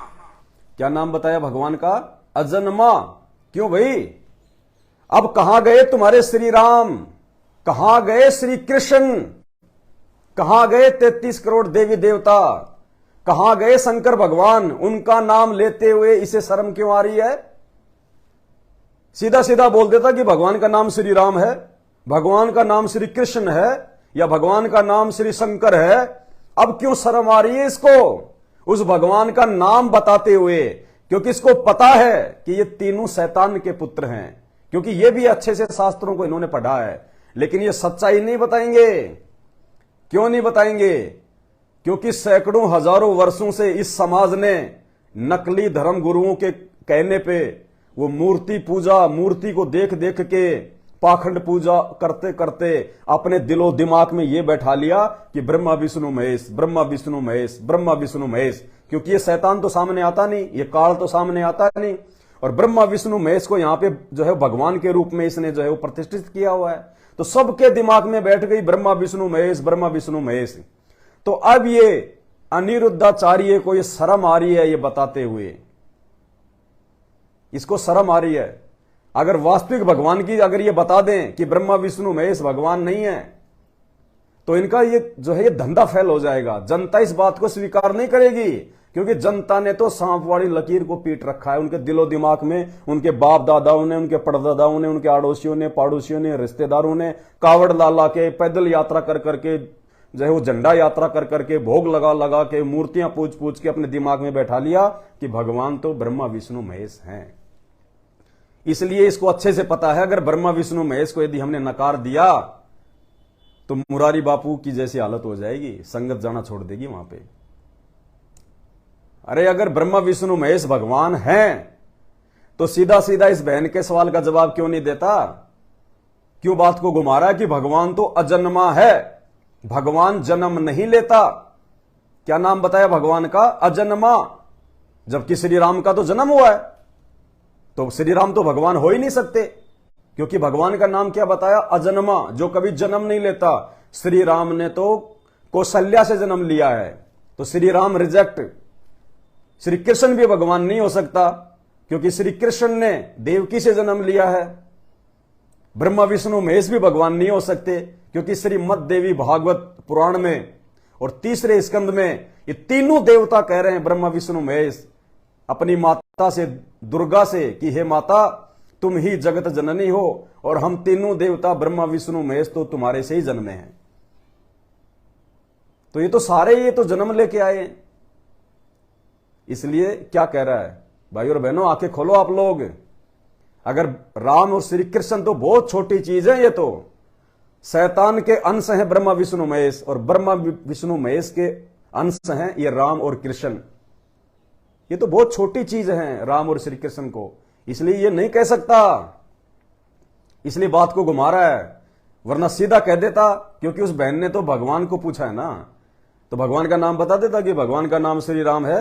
बेटा ये भगवान है जिसने रावण मारा, जो 14 साल जो जंगल में रहे हैं, सीता माता के जो पति हैं, दशरथ के पुत्र हैं, बेटा जो जिनका राम नाम है वो है भगवान। नहीं, इसको पता है कि राम राम सब जगत बखाने, आदि राम कोई बिरला जाने। वो आदि राम, वो शैतान का बाप। ये दशरथ पुत्र को तो सब कहते हैं राम राम राम राम, लेकिन कहते हैं राम राम तो सब जगत बखाने। पूरी दुनिया जानती है कि राम राम राम श्री राम दशरथ पुत्र राम, लेकिन आदि राम यानी सबसे पहले वाला राम, सृष्टि को बनाने वाला राम, शैतान को पैदा करने वाला राम, उस राम को कोई बिरला ही जाने। उसको तो कोई बिरले, अरबों में, लाखों में, करोड़ों में कोई एक आध ही जान पाएगा। और उस राम का जानकार आज पूरी धरती पे संत रामपाल जी हैं, जिन्होंने आज लाखों को बता दिया कि वो आदि राम कौन है। तो क्या कह रहा है? भगवान ने हमें बनाया, तो भगवान को किसने बनाया है? भगवान का नाम है अजन्मा। क्या नाम है? अजन्मा। अजन्मा। जो जन्म लेता है वो मर जाता है, जैसे हम जो जन्म लेता है वो मर जाता है। तो इसको पता है कि राम ने तो जन्म लिया था, राम सरयू नदी में मरा। श्री कृष्ण जी ने भी जो है जन्म लिया। श्री कृष्ण जी के तीर में बालिया नाम के शिकारी ने उसके पैर में जहरीला तीर मारा। श्री कृष्ण जी भी अंत में जो है वो तड़प तड़प के मरा, जंगल में सब जानते हैं। तो जिसने जन्म लिया वो मरता है, इसलिए वो भगवान नहीं हो सकता, इसने साफ साफ बोल दिया। इसलिए ये राम का नाम नहीं ले रहा, श्री कृष्ण का नाम नहीं ले रहा, ब्रह्मा विष्णु महेश का नाम नहीं ले रहा, ये 33 करोड़ देवी देवताओं में ये किसी का नाम नहीं ले रहा, क्योंकि इसको पता है कि इन सब का जो है वो जन्म हुआ है, और जिसका जन्म होता है वो मरता है, क्योंकि 21 ब्रह्मांड की सृष्टि में इन तीनों लोकों में कोई भी अमर नहीं है। ना शंकर भगवान कोई अमर है, ना ब्रह्मा अमर है, ना विष्णु अमर है। इनके तो न जाने कितने जन्म हो चुके हैं, अरबों खरबों जन्म हो चुके हैं ब्रह्मा विष्णु महेश के, अरबों खरबों। ये काल, ये शैतान, जब इनका समय पूरा हो जाता है ब्रह्मा विष्णु महेश का, इनको उठा के नीचे पटक देता है 84 लाख योनियों में। दूसरा व्यक्ति जिसने इस धरती पे ओम नाम की कोई अच्छी भक्ति कर रखी है, उसको उठा के ब्रह्मा विष्णु महेश की पोस्ट पे बैठा देगा। जैसे हमारे देश की जनता एक प्रधानमंत्री को जो है वोट देके और उसको जो है मतलब पीएम बना देती है, उसको प्रधानमंत्री की पोस्ट पे बैठा देती है, और यदि वो अयोग्य होता है तो 5 साल बाद में फिर उसको हरा के किसी दूसरे को बैठा देती है। तो इसी प्रकार ये काल है, ये शैतान है, ये ब्रह्मा विष्णु महेश को चेंज करता रहता है, उन आत्माओं को चेंज करता रहता है।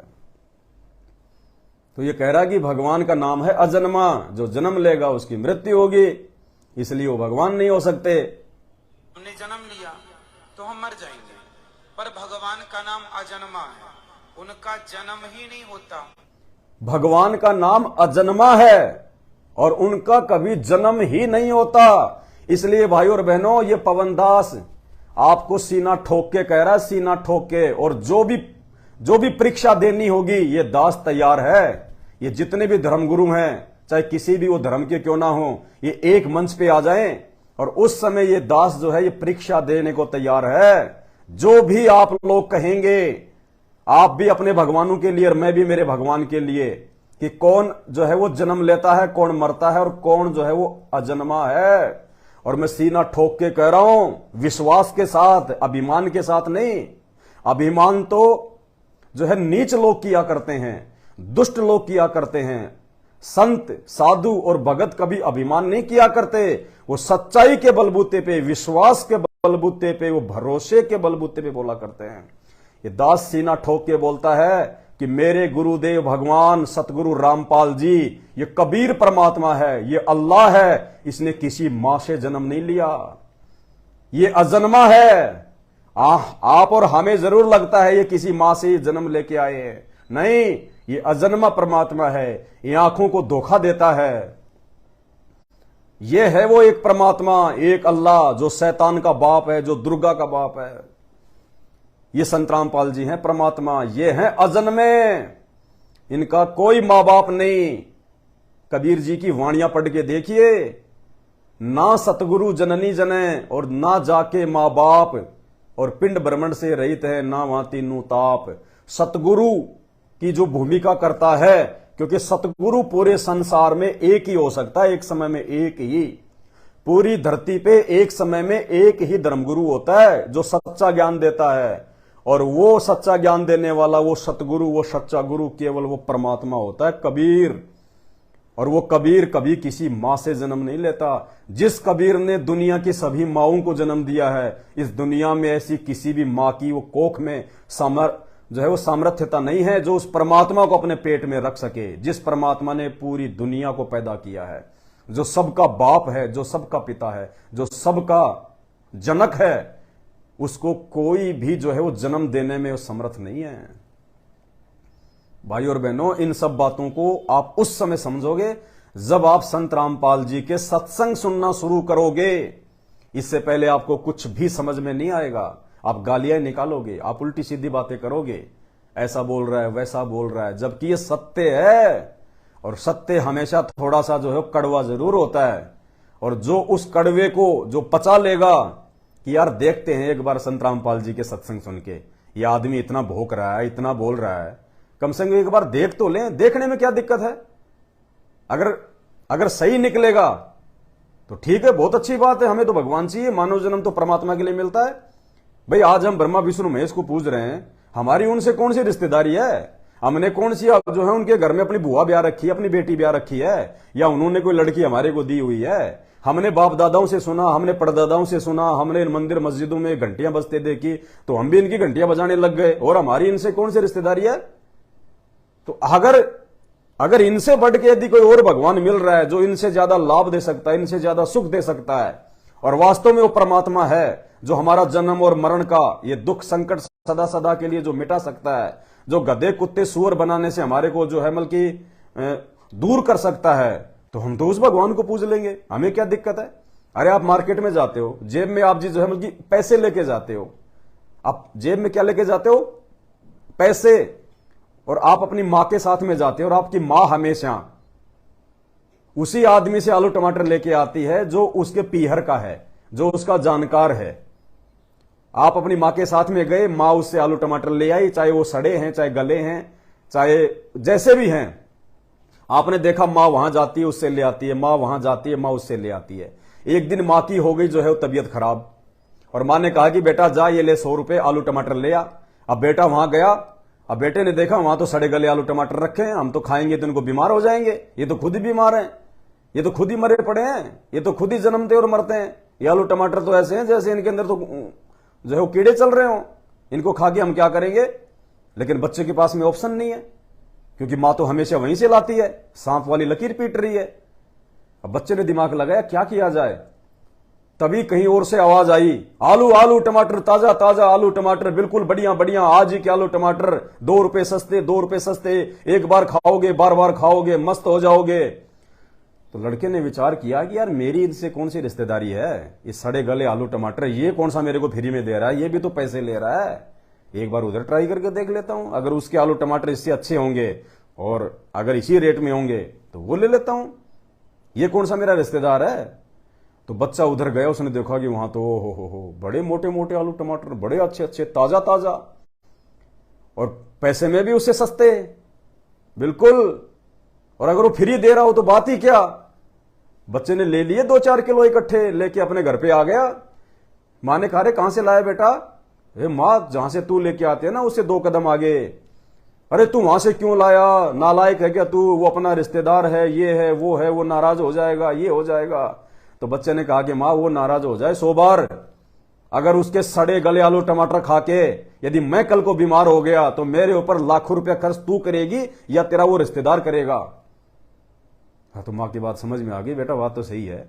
तो भाइयों और बहनों, सदियों से हम लोग इन नकली और पाखंडी शास्त्रों के ज्ञान से रहित, इन्होंने शास्त्र जरूर पढ़े, जिन्होंने चारों वेदों को याद कर लिया उनको क्या कहा जाने लगा? चतुर्वेदी। देखो ये जातियां कैसे बनी है, ये कोई भगवान की बनाई हुई जातियां नहीं है।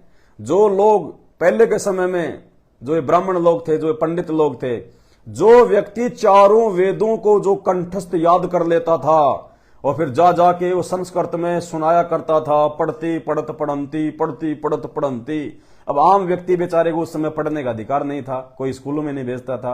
और पंडित जी क्या बात कही, क्या संस्कृत बोली। अब वो संस्कृत में बोल क्या रहा है ये किसी के बाप को नहीं पता, लेकिन बस पंडित जी विद्वान, संस्कृत पे संस्कृत है, ऐसे हम लोग मूर्ख बने रहे। तो जो व्यक्ति चारों वेदों का जो कंठस्थ जो ज्ञाता होता था, उसको आने वाले समय में क्या कहने लगे? चतुर्वेदी। उसकी जाति बन गई फिर आगे चल के चतुर्वेदी। जो व्यक्ति चारों वेदों को जो कंठस्थ याद करता था, जो जा जाके जगह जगह वो जो मतलब सुनाया करता था, उसको आदमी क्या कहा करते थे उस समय? चतुर्वेदी। जैसे नाम होता था उसका रमेश, तो आगे लोगों ने उसके चतुर्वेदी लगा दिया, रमेश चतुर्वेदी। मतलब चतुर्वेदी बोलते लोगों के दिमाग में यह आ जाता था कि वो पंडित है, चारों वेदों का जानकार है? अरे वो रमेश चतुर्वेदी जी आ गए। अब आगे जब उसके बेटे हुए तो बेटों ने भी थोड़ा बहुत वो ज्ञान पढ़ा, तो उनके भी नाम के आगे वही नाम जो है वो लगने लग गया। रमेश चतुर्वेदी का बेटा श्याम चतुर्वेदी है। अब वो जाति पड़ गई। अब आगे चल के आज वर्तमान में भी लोग हैं जो अपने नाम के पीछे क्या लगाते हैं? चतुर्वेदी, श्याम चतुर्वेदी है। और दुकान कर रखी उसने दूध की, वेदों की उसने जिंदगी में शकल भी नहीं देखी। वो तो उसके बाप दादा पढ़ा करते थे पहले, आज उसने जो है दूध की डेयरी कर रखी है। उसको एबीसीडी नहीं पता वेदों का, उसको एक श्लोक भी उसको याद नहीं, लेकिन नाम क्या लग रहा है? गोपाल चतुर्वेदी, मनमोहन चतुर्वेदी। ये ऐसे जातियां पड़ी हैं ये। और जो व्यक्ति उस समय तीनों वेदों को कंठस्थ याद कर लेता था, उसको क्या कहने लगे? त्रिवेदी। श्याम त्रिवेदी, राम त्रिवेदी। अब आज वो त्रिवेदी के जो वंशज हैं, आज वो बकरे काट रहे हैं, आज उनकी नाई की दुकान है, आज उनकी परचुनर की दुकान है, उनको एक वेद का भी नहीं पता, लेकिन नाम क्या लगा रहे? रामलाल त्रिवेदी, श्यामलाल त्रिवेदी, क्योंकि ये त्रिवेदी उस समय से नाम पड़ा है जब उसके कोई बाप दादा पहले तीनों वेदों को कंठस्थ याद जो है किया करता था। फिर आगे चल के जो आदमी मतलब कि 2 वेद जिसको कंप्लीट याद थे उस समय, वो अपने नाम के आगे वो क्या लगाने लगा? द्विवेदी, श्याम द्विवेदी। अब आज उसको पता नहीं है किसी भी चीज का, उसके वंशजों को। उसके वंशज तो बेरोजगार होके जो है मतलब समोसे और कचौरी के ठेले लगाते हैं, लेकिन नाम के आगे क्या लगाएंगे? श्यामलाल द्विवेदी। पंडित जी हैं भाई, अरे पंडित उसको कहते हैं जिसको ज्ञान होता है इन शास्त्रों का। तो भाई और बहनों, ऐसे ये जातियां पड़ी हैं, वरना भगवान ने कोई जाति नहीं बनाई, भगवान ने कोई मजहब नहीं बनाया, भगवान ने इंसानों को नहीं बांटा। अरे बाप कैसे अपने बच्चों को बांट देगा? वो तो जो बच्चे होते हैं वो अपनी नालायकी से उस भगवान से जो है वो दूर होते हैं। तो इस प्रकार से ये जातियों का जो है सिलसिला शुरू हुआ है। इन सभी सिलसिलों को तोड़ने का ये जो ज्ञान है, जो ये अमर ज्ञान है, जो ये तत्व ज्ञान है, सभी शास्त्रों का सार आज संत रामपाल जी ने सन 1994 से और आज दिया है। तब जाके मैं आपको ये बातें बता पा रहा हूं, वरना मेरे बाप दादे कोई द्विवेदी नहीं थे, कोई त्रिवेदी नहीं थे, कोई चतुर्वेदी नहीं थे। मेरे पूर्वजों के इतिहास में तो कोई भगत भी नहीं था शायद, लेकिन आज संत रामपाल जी ने हमें वो अनमोल ज्ञान दे दिया। और संत रामपाल जी के पास में वो मास्टर की है, मास्टर की, धर्म की, शास्त्रों की, ज्ञान की, और वो मास्टर की का नाम है सृष्टि रचना। जब तक आप उनकी सृष्टि रचना से परिचित नहीं होंगे, जब तक आप थोड़ी सी हिम्मत करके, थोड़ा सा अपना मतलब धैर्य बांध के, निष्पक्ष भाव से मत देखो कि कौन संत रामपाल जी हैं, भूल जाओ आप जानते नहीं आप उनके बारे में। और अचानक से आपके यूट्यूब पे उनके जो है वो सत्संग आने शुरू हो गए, आप सुनो एक बार कि ये क्या बोल रहा है, ये कौन बाबा है, आपकी आंखें खुल जाएंगी, आपको अपना भगवान पहचान में आ जाएगा, आपको अपना बाप पहचान में आ जाएगा, आपको यहां के दुख दिखाई देंगे। ये यहाँ के धर्मगुरु, पंडित, मौलवी, ये आपको ऐसे दिखाई देंगे, ब्रह्मा विष्णु महेश, ये राम श्री कृष्ण, ये पैगंबर, ये रसूल, ये नबी, आपको ऐसे दिखाई देंगे ये मच्छर की तरह कि ये तो कुछ भी नहीं, ये तो सब के सब जो है शैतान की हद में है, ये काल की हद में है, कुछ ज्ञान नहीं है इनके पास में। और उसके बाद में देखना आपका जीवन, आप कहोगे परमात्मा आपने तो जो है मतलब जीवन को जो है धन्य कर दिया मेरे मालिक। हम कहां इन अज्ञानी धर्मगुरुओं, इन मौलवियों के चक्कर में पड़ के अपना जीवन बर्बाद कर रहे थे। बकरे खा रहे हैं, शराब खा रहे हैं, बीड़ी पी रहे हैं, झूठ बोल रहे हैं, चोरी कर रहे हैं, रिश्वत ले रहे हैं, बहन बेटियों को गंदी नजरों से देख रहे हैं, व्यभिचार कर रहे हैं, भड़वागिरी कर रहे हैं, झूठ बोल रहे हैं, मिलावट कर रहे हैं, दुनिया भर के उल्टे काम कर रहे हैं। और महीने 2 महीने में उन नकली धर्मगुरुओं के पास जाके राम कथा सुन के अपने आप को हम लोग पाक और पवित्र समझ रहे हैं। धर्मराज उल्टा लटकाएगा।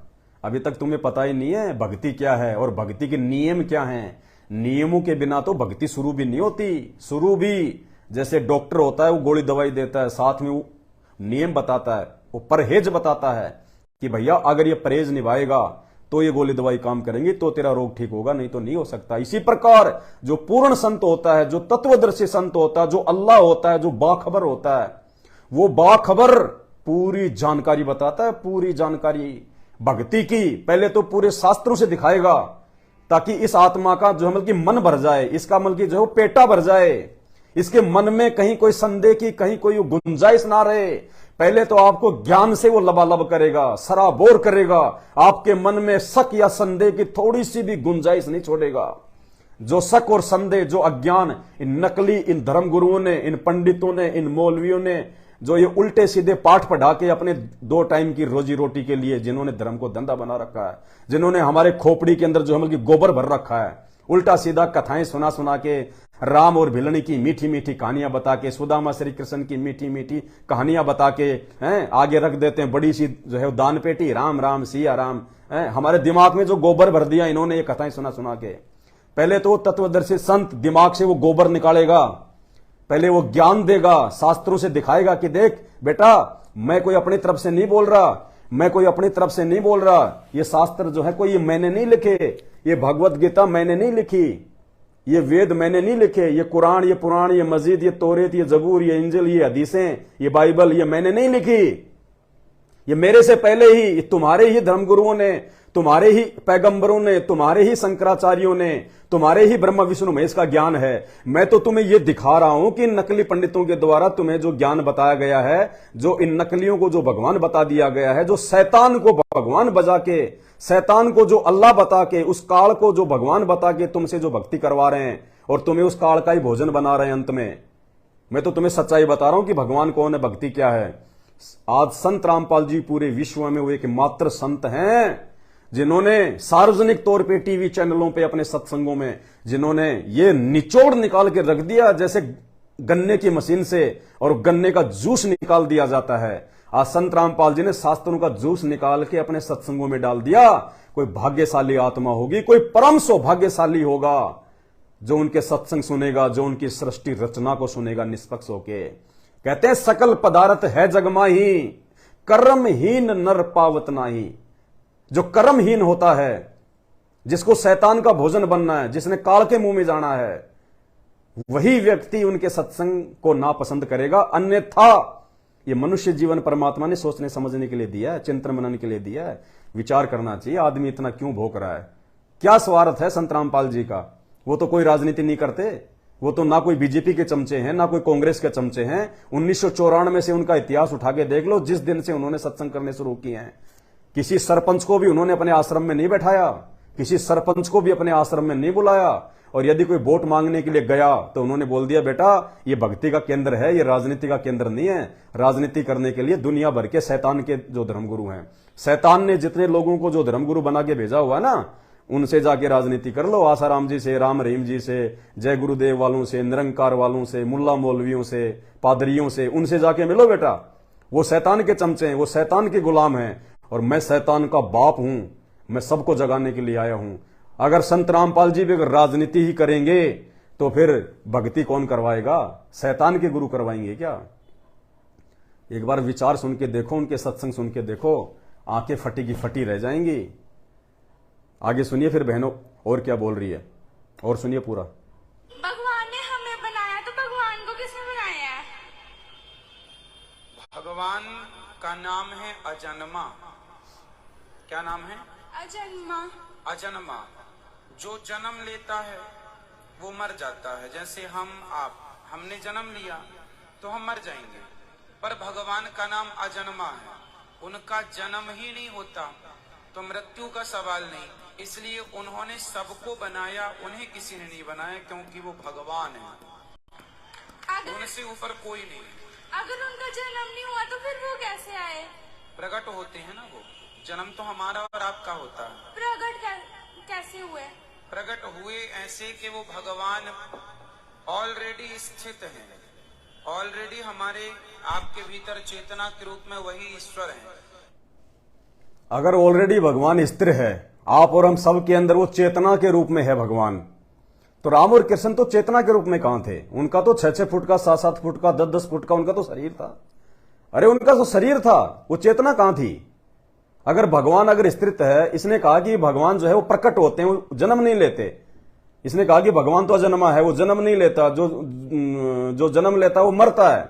तो बहन ने सवाल किया अगर वो जन्म नहीं लेते तो फिर वो आते कैसे? उसने कहा कि भगवान तो जो है वो प्रकट होते हैं। बिल्कुल सत्य बात कही इसने। परमात्मा जो होता है, भगवान जो होता है, जब वो यहां पे वो तत्वदर्शी संत के रूप में आता है तो वो प्रकट ही होता है। वो किसी मां के गर्भ से नहीं आता, वो जन्म लेके नहीं आता, वो स्वयंभू होता है, वो जन्मा होता है। तो बहन ने कहा कि अब इस बेचारी को क्या पता कि ये प्रकट होना क्या है। तो इसने कहा कि प्रकट कैसे होते हैं? तो फिर बात को घुमा गया वो, क्योंकि भगवान से उसका पाला अभी तक जो है वो पढ़ा नहीं, भगवान की डेफिनेशन का उसको जो है वो पता नहीं। उसने तो राम को देखा, श्री कृष्ण को सुना, अपने बाप दादाओं से, अपने धर्म गुरुओं से। अनिरुद्धाचार्य ने तो राम के बारे में सुना और श्री कृष्ण के बारे में सुना। उसने देखा कि उनका तो जन्म हुआ था, वो तो 8-8 फुट के, 9-9 फुट के थे। तो फिर बात को घुमा गया। उसका क्या कहा कि भगवान सदा स्थिर रहते हैं, पत्थर की तरह, लोहे की तरह। एक बार गाड़ दो फिर भगवान नहीं हिल सकता, नहीं डोल सकता। इन लोगों के अनुसार भगवान तो स्थिर रहते हैं, वो हम सबके भीतर हैं, चेतना के रूप में, चेतना के रूप में। तो राम और श्री कृष्ण भैया जब उसको 14 साल का वनवास मिला था तो क्या चेतना को वनवास मिला था क्या है? अरे 8-10 फुट का शरीर था, उसने 14 साल जो है वो जंगल में जो है भटका था। और महाभारत के युद्ध में श्री कृष्ण ने जो 12 करोड़ लोग जो है वहां पे मरवा दिए आपस में, वो चेतना थी क्या? वो रथ पे बैठ के जो घोड़ों को हाँक रहा था, जो अर्जुन का जो सारथी बन के बैठा हुआ था, वो हाडमास का शरीर था या कोई चेतना थी? हैं? कौन था वो? भाई और बहनों, इनके पास में ज्ञान नहीं है, ये केवल उबाई भगते हैं।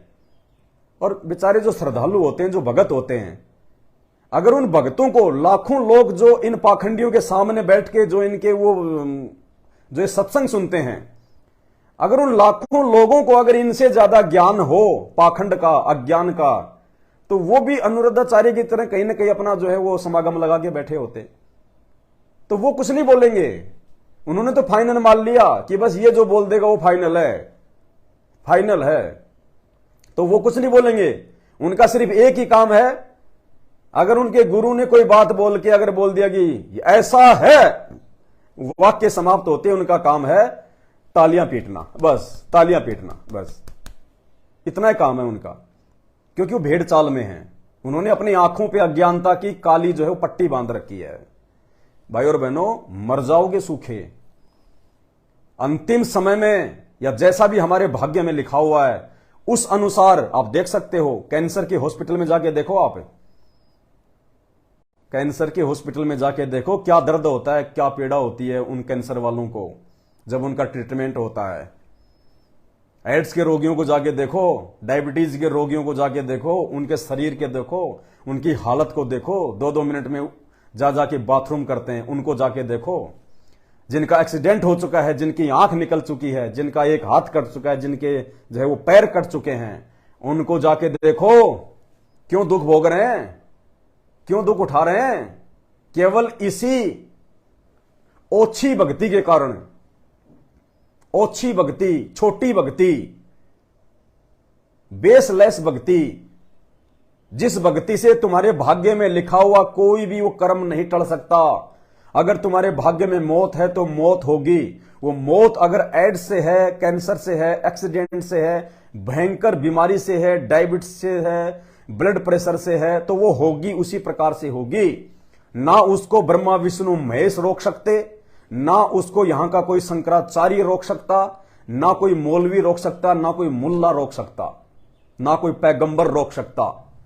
उस संस्कार को यदि कोई रोक सकने में समर्थ है तो केवल संत रामपाल जी हैं आज पूरी धरती पे, पूरी पृथ्वी पे, पूरी सृष्टि में। क्योंकि ये वो अल्लाह अकबर है, ये वो भगवान है, वो परमात्मा है। राम का राम है, श्री कृष्ण का श्री कृष्ण है, ब्रह्मा विष्णु महेश का बाप है, सबसे ऊपर वाला भगवान है ये, जिसने सबको पैदा किया, जिसने सबको बनाया। ये चाहे तो उस कैंसर के रोगी को चुटकी भर में, और लाखों को किया है, लाखों। अरे सत्संग से सुन के देखो, कभी उन सत्संगों में उनके भक्तों के जो इंटरव्यू हैं कभी देखो, और रिपोर्ट देखो पीजीआई की, एम्स की, लीलावती की। डॉक्टरों ने हाथ जोड़ लिए थे, लास्ट स्टेज है, हम नहीं बचा पाएंगे, 3 महीने बाद में मौत है, ले जाओ, इसकी सेवा करो। और जैसे ही उन्होंने संत रामपाल जी का नाम लिया, उनके सत्संग सुन के, आज वो डॉक्टर हैरान हैं कि मेडिकल साइंस में ये तो मिरेकल हो गया, ये तो हो ही नहीं सकता था। और ये कहते हैं कि तुम किसकी भक्ति करते हो? वो कहते हैं हम हमारे गुरुदेव भगवान की भक्ति करते हैं, संत रामपाल जी की भक्ति करते हैं। और वो डॉक्टर कहता है कि तुम्हारे गुरुजी तो कोई भगवान है भाई। ये मिरेकल, जिनको बच्चे नहीं हो रहे, जिनको बांझ घोषित कर दिया डॉक्टरों ने कि तेरी बच्चादानी खराब है, तेरे बच्चे हो ही नहीं सकते, चाहे तू अमेरिका क्यों ना चला जा। और वो बहन, वो मां, वो बेटी जब संत रामपाल जी के वो सत्संग सुन के जब उनसे नाम ले लेती है, तो ये इतना दयालु भगवान है, इतना दयालु परमात्मा है, ये सर्वशक्तिमान परमात्मा है। ये राई को पहाड़ और पहाड़ को राई करने वाला परमात्मा है 2 सेकंड में। 9वें महीने 10वें महीने उसकी गोद में जो है बच्चा किलकारी मारता है, ये वो परमात्मा है। मुर्दे तक जिंदा किए हैं इस परमेश्वर ने, इस अल्लाह ने, मुर्दे तक। यकीन नहीं है तो सत्संग सुन के देख लो। और अगर कोई ऐसी भयंकर रोग से, कोई ऐसी भयंकर बीमारी से, ऐसे भयंकर दुखों से यदि कोई गुजर रहा है और यदि मेरा वीडियो देख रहा है, तो ये मजाक नहीं कर रहा मैं यहां पे नकली और पाखंडी धर्मगुरुओं की तरह। मैं तुम लोगों से कोई जो है दान दक्षिणा के चक्कर में नहीं बैठा। और ऐसी ये कड़वी कड़वी बातें, ये सत्य बातें हर किसी को हजम नहीं होती। और ये बातें सुन के दान धर्म जो है कोई देता भी नहीं है, लेकिन सत्य कहना हमारा हक है, हमारा कर्तव्य है।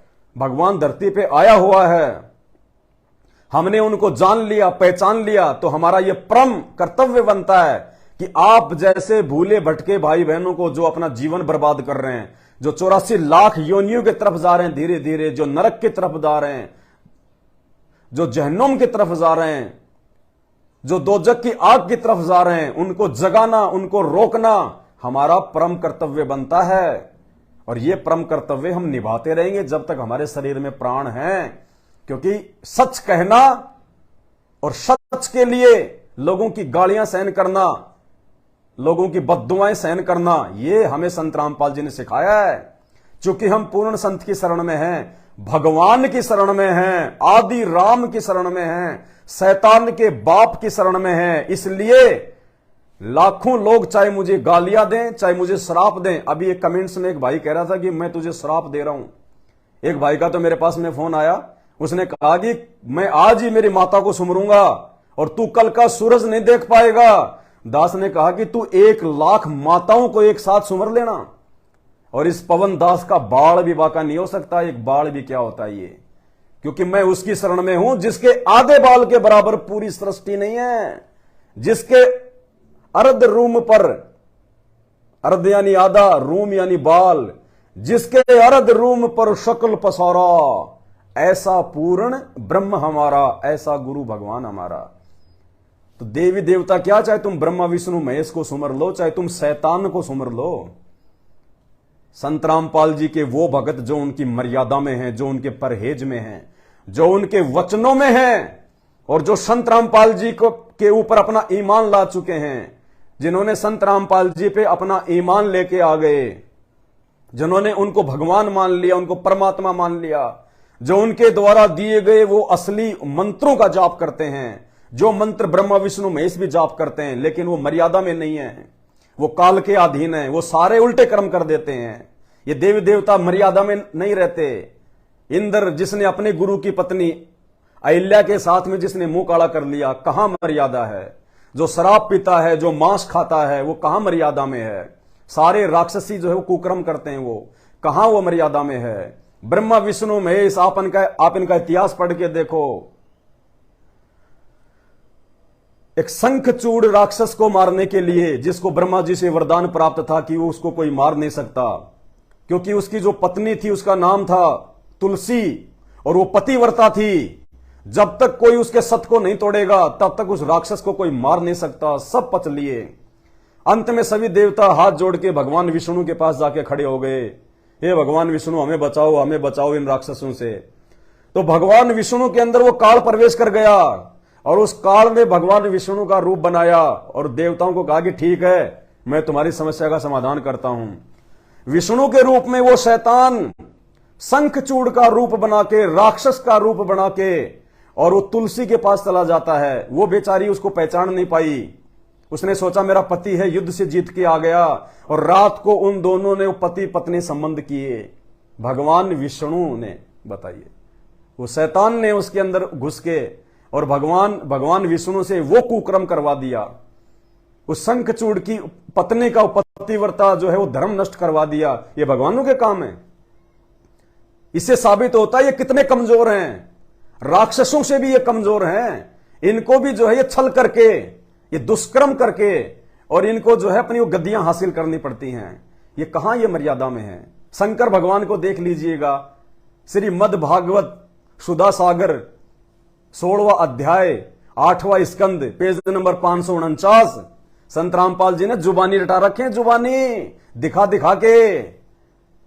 शंकर भगवान एक मोहिनी नाम की स्त्री के ऊपर इतना फिदा हो गए, इतना फिदा हो गए उसके रूप को देख के, जबकि शादीशुदा पार्वती उनकी पत्नी, फिर भी मोहिनी के सुंदर रूप को देख के इतने फिदा हो गए उन्होंने मोहिनी को अकेला देख के पीछे से उनका हाथ पकड़ लिया, उनको अपनी बाहों में भर लिया और भगवान शंकर का वीर्य जो है वो संकलित हो गया, उनका वीर्यपात हो गया। इतने वो काम वासना में आ गए, वो दूसरे की औरत पे, ये कहां मर्यादा में है। ब्रह्मा जी खुद की बेटी सरस्वती को काम वासना के वशीभूत होके, और देवताओं की सभा में इतनी भी बुद्धि नहीं उनके अंदर, जिनको हम कहते हैं ब्रह्मा जी ये पंडित है, ये महाज्ञानी है।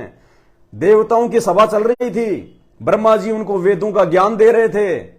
इतने में ही एक दासी ने जाके और ब्रह्मा जी की पुत्री सरस्वती को कहा कि आज बहुत अच्छा मौका है, क्योंकि वो जवान हो चुकी थी।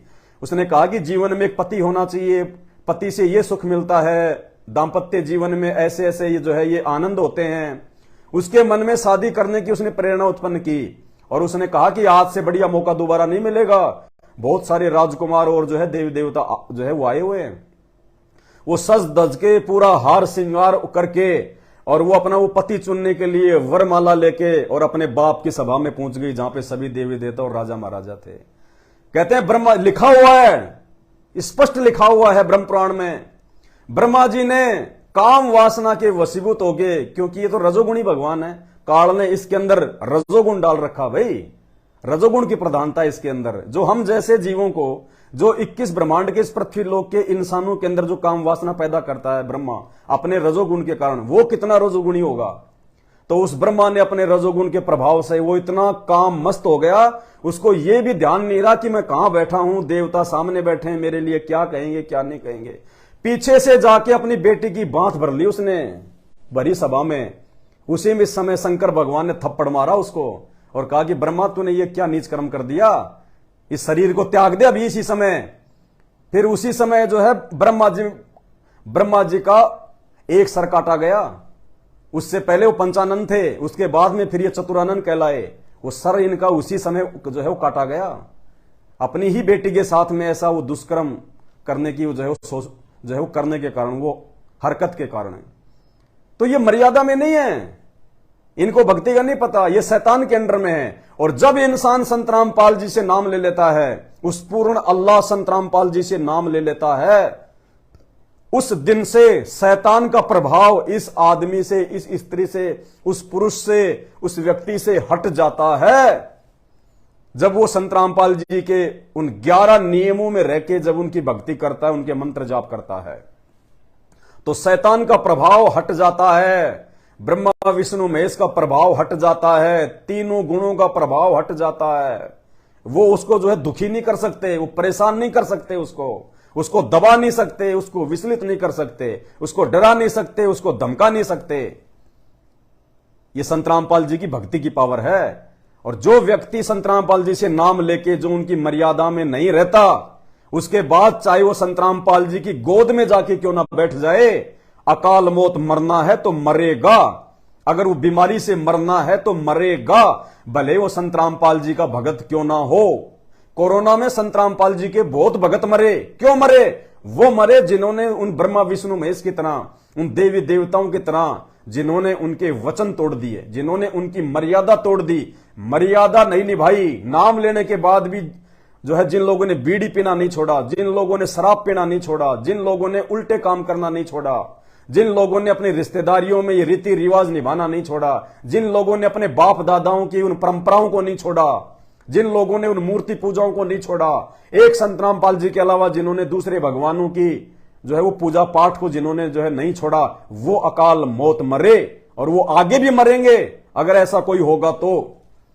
इसलिए संत रामपाल जी ने पहले ज्ञान ठोक के इसीलिए दिया है कि मेरे को समझने से पहले मेरे सत्संग सुन के मेरे विधान को समझ लो, मेरे नियमों को समझ लो, मेरी मर्यादाओं को समझ लो। और जब तुम मेरी मर्यादाओं में रहोगे, क्योंकि डॉक्टर चाहे कितने ही बड़े से बड़ा क्यों ना हो, डॉक्टर चाहे अमेरिका का सबसे जो है बड़े से बड़ा क्यों ना हो, डॉक्टर ने आपका ऑपरेशन कर दिया, आपको मेडिसिन दे दी, आपको वो कॉन्स्टिपेशन बताएगा, आपको वो परहेज बताएगा।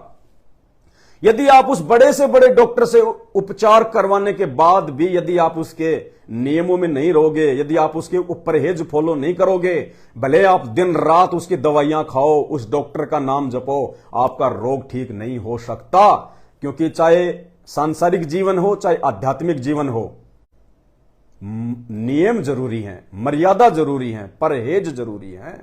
और ये परहेज हम निभा सकें, ये मर्यादा निभाने की क्षमता, पावर, ये संघर्ष करने की क्षमता हमारे अंदर पैदा हो, उसी लिए संत रामपाल जी ने इन शास्त्रों को खोल खोल के हमारी आत्मा को पहले ज्ञान से दृढ़ किया है कि बेटा तेरे मन में कहीं कोई संदेह ना रह जाए कि ब्रह्मा विष्णु महेश भी हमारा जन्म मरण का रोग जो है वो काट सकते हैं।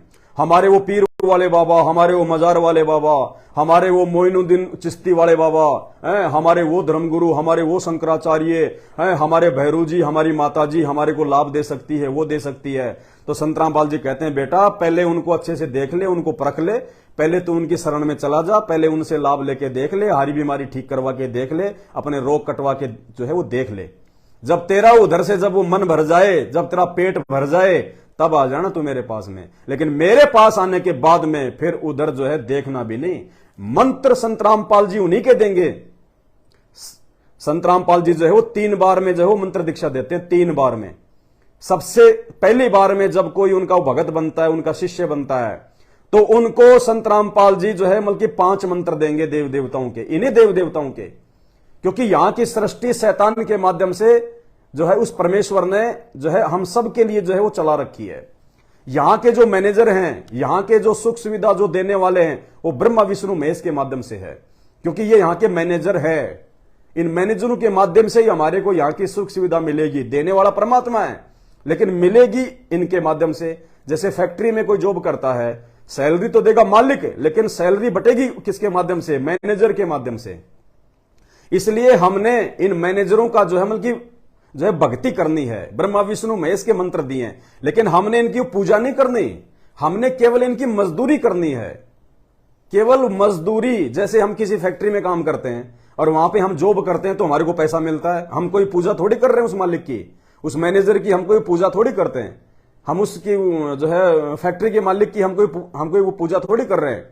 हम काम कर रहे हैं, हम मेहनत कर रहे हैं, हम वहां पे मजदूरी कर रहे हैं, तो हमारे को पैसा मिल रहा है। उस पैसे से हमारी बाकी सुख सुविधाओं की चीजें हम लेके आते हैं।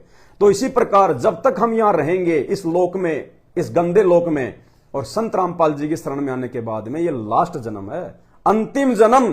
तो जब तक हम यहां रहेंगे, जो पूरा जो मैनेजमेंट उन्होंने जो बना रखा है ये ब्रह्मा विष्णु महेश के माध्यम से, तो हमने ब्रह्मा विष्णु महेश का जाप करना है। उनके मंत्र दिए हैं, ताकि जब हम उनके मंत्र जाप करेंगे तो ब्रह्मा विष्णु महेश के माध्यम से हमें जो लाभ मिलना होगा, यहां पे जो आर्थिक लाभ मिलना होगा, जो शारीरिक लाभ मिलना होगा, तो इनको देना पड़ेगा, इनकी मजबूरी है। महीने भर यदि आप किसी कंपनी में काम करते हो तो मैनेजर के द्वारा आपको आपकी सैलरी देना उसकी मजबूरी है, वो रोक नहीं सकता। लेकिन इसका मतलब ये नहीं कि आप उस फैक्ट्री में काम कर रहे हो तो आप उसकी पूजा कर रहे हो, नहीं। पूजा तो हम अपने परमात्मा की करेंगे। तो इसी प्रकार जब तक हम यहां रहेंगे, उस परमात्मा ने एक विधान बना रखा है, वो ब्रह्मा विष्णु महेश के माध्यम से ही हमारे को यहां की सारी सुख सुविधा जो है वो दिलवाएगा। तो जो मंत्र हम जाप करेंगे, ब्रह्मा विष्णु महेश भी खुद वही मंत्र जाप करते हैं। तो जब हम वो उनके मंत्र जाप करेंगे, उनके बीज मंत्र, उनके जो है मतलब मूल मंत्र, तो वो तुरंत मजबूरन उनको आकर्षित होना पड़ेगा, उनको लाभ देना पड़ेगा। और वैसे चाहे कोई कितना ही राम राम करते रहो, हरे रामा हरे कृष्णा, राधे राधे श्याम मिला दे, राधे राधे राधे राधे, ये कान की तरफ भी नहीं देखते। चाहे कितना ही बकते रहो, चाहे तुम 20 करोड़ मंत्र जाप कर लो, राधे राधे, हरि ओम हरि ओम हरि ओम, राधे राधे, ओम राम है, कितना ही जाप कर लो, क्योंकि इन मंत्रों का हमारे धर्मशास्त्रों में कहीं कोई उल्लेख नहीं है। हमारे धर्मशास्त्रों में केवल एक ओम मंत्र का उल्लेख है, इसी गीता जी में अध्याय नंबर 8 और श्लोक नंबर जो है 23, अध्याय नंबर 8 श्लोक नंबर 23, केवल एक ओम मंत्र का जिक्र है इन ग्रंथों में, और कोई मंत्र नहीं है, सब फालतू के मंत्र हैं ये। ओम इसमें जितने भी राधे राधे श्याम मिला दे, सब मनमुखी मंत्र हैं ये। दिखा देता हूं आपको हल्का सा एक बार, 8वें अध्याय का श्लोक नंबर 13, 8वां अध्याय श्लोक नंबर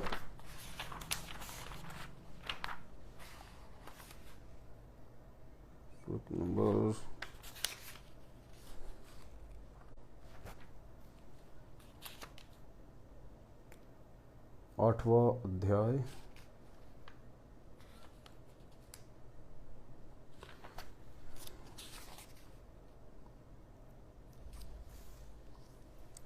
एक बार उनको बोलना, भगत जी, सत साहिब, एक बार आना जरा। ये थोड़ी भाषा थोड़ी अलग लिखी हुई है, मेरे को मंत्र का नहीं पता चल रहा है इसमें।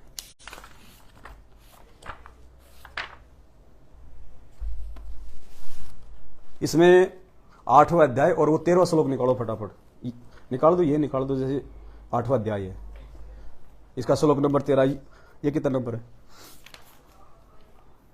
ओम इति, एक अक्षर वाला।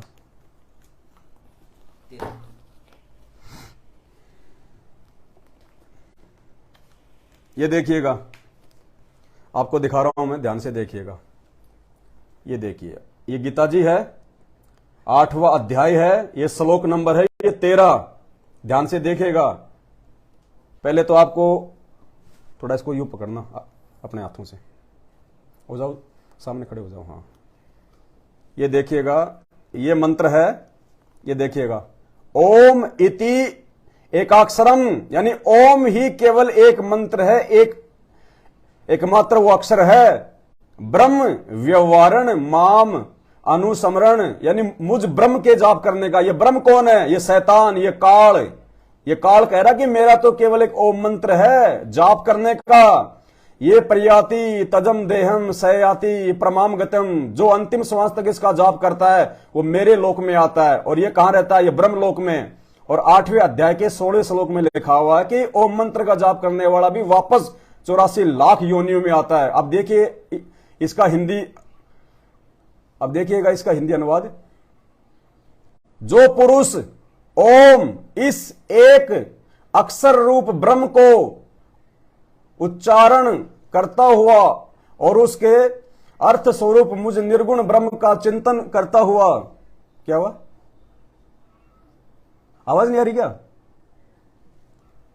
चिंतन करता हुआ शरीर को त्याग कर जाता है, वह पुरुष परम गति को प्राप्त हो जाता है। यानी वो इस ब्रह्म की गति को प्राप्त हो जाता है, इस काल की गति को जो है वो प्राप्त हो जाता है।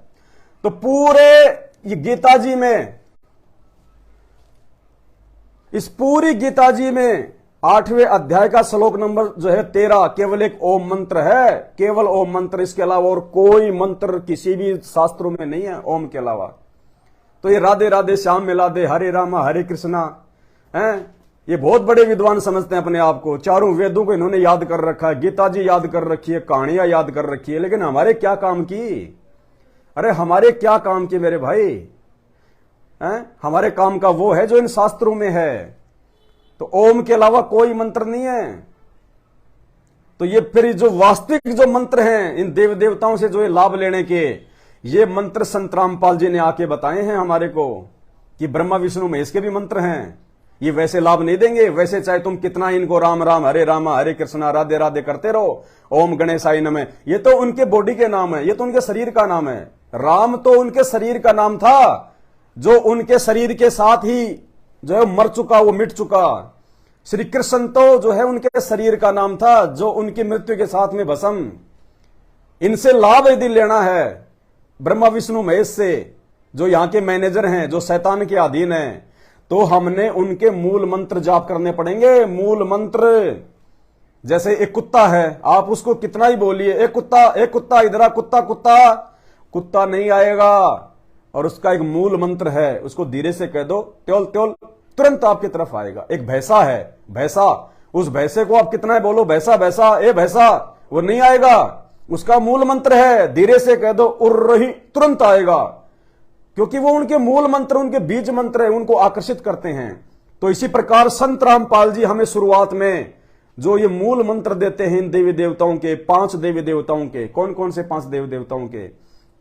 सबसे पहले ब्रह्मा और सावित्री जी का मंत्र देते हैं, उसके बाद में जो है गणेश जी का देंगे, उसके बाद में विष्णु और लक्ष्मी जी का देंगे, उसके बाद में चौथा मंत्र दुर्गा जी का देंगे, और 5वां मंत्र शंकर और जो है ये पार्वती का देंगे। ये 5 देवताओं का हमारे जो है बॉडी में वास है, हमारे जो है शरीर के कमल चक्कर में है। ये 5 देवता जो संचालन करते हैं उस परमेश्वर के आदेश से। तो जब हम इनके बीज मंत्रों का जाप करेंगे, और वो बीज मंत्र इस धरती पे यदि किसी के पास में है और यदि किसी के देने से वो काम करेंगे, तो संत रामपाल जी के देने से काम करेंगे, क्योंकि ये अधिकारी हैं इन मंत्रों का दान करने का। और यही संत रामपाल जी के ये मंत्र यदि और कोई यदि किसी को दे दे, यदि मैं आपको दूं, यदि और कोई दे, जैसे मैंने संत रामपाल जी से नाम ले लिया, तो मुझे तो पता ही है कि वो मंत्र कौन से हैं, और मैं अपनी दुकान खोल के आपको देने लग जाऊं, उनकी डीवीडी में डाल के, उनके लैपटॉप में डाल के, या फिर अपने मुंह से कि लो भैया मेरे पास ये मंत्र हैं आप लो, तो मैं भी जो है वो नरक में जाऊंगा और मंत्रों का जाप करने वाला भी नरक में जाएगा, जब तक संत रामपाल जी से हम वो मंत्र नहीं लेंगे, क्योंकि अधिकारी हैं ये मंत्र देने के। जैसे लाइसेंस तो आजकल हर कोई बना देगा, क्योंकि आरटीओ वाले भी तो कंप्यूटर से बनाते हैं, पैन कार्ड, आधार कार्ड, सब कुछ जो है कंप्यूटर से बनते हैं, और बनाता कौन है? इंसान बनाता है। और कल को वही आदमी जो पहले आरटीओ में काम किया करता था आधार कार्ड बनाने का, वो आदमी वहां से हटके यदि अपनी दुकान खोल के बैठ जाए और कहे कि मैं बनाता हूं आधार कार्ड में, मैं बनाता हूं ये लाइसेंस, और वो वैसा ही बना देगा जैसा वो पहले बनाया करता था। लेकिन जब कभी उसकी चेकिंग होगी तो वो पकड़ा जाएगा, क्योंकि उसने वैसा ही बना दिया, लेकिन फिर भी वो नकली है। क्यों? क्योंकि आरटीओ के ओरिजिनल साइन नहीं है, उसका रिकॉर्ड आरटीओ ऑफिस में नहीं है, भले वो नकली साइन भी कर दे, लेकिन जब कभी वो पकड़ा जाएगा और उस समय जब उसके लाइसेंस की चेकिंग होगी तो आरटीओ में उसका रिकॉर्ड नहीं मिलेगा। तो संत रामपाल जी के मुख से लेने से, संत रामपाल जी के आदेश से ये मंत्र लेने से काम करेंगे, जो ब्रह्मा विष्णु महेश तक का भी आपको लाभ देंगे, आपके जीवन को ये सुखी बनाएंगे।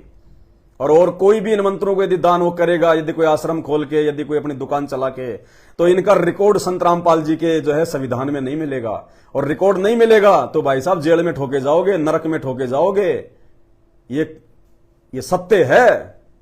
तो भाई और बहनों, आज वो परमात्मा धरती पे आया हुआ है। मेरा आप सभी से हाथ जोड़ के विनम्रता पूर्वक, सादगी पूर्वक एक विनती है, निवेदन है।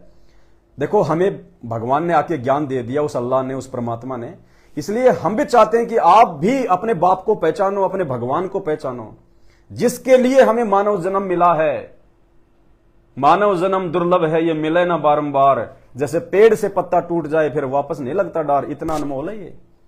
तो हम अपने भगवान को पहचाने, उनको जाने, और ये शैतान के लोक में हम जो ये दुख उठा रहे हैं, चाहे हिंदू हैं, मुसलमान हैं, हम यहां से बाहर निकले और यहां का जीवन भी हमारा जो है वो सुखमय हो। हमें कभी हॉस्पिटलों का मुंह ना देखना पड़े, कभी वो भयंकर रोग, जिन रोगों से दुखी हो के वो रोगी बेचारे ना जी रहे ना मर रहे, वो दुख हमारे को ना भोगने पड़े, वो रोग हमें ना हो।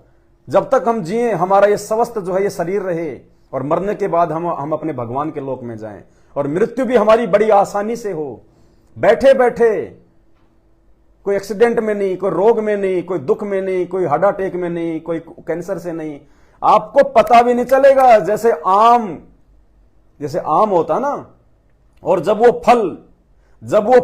पक जाता है तो उसको तोड़ने की जरूरत नहीं है, हल्का सा इशारा करते ऑटोमेटिक टूट जाता वो, क्योंकि उसका समय पूरा हो गया, वो परिपक्व हो गया।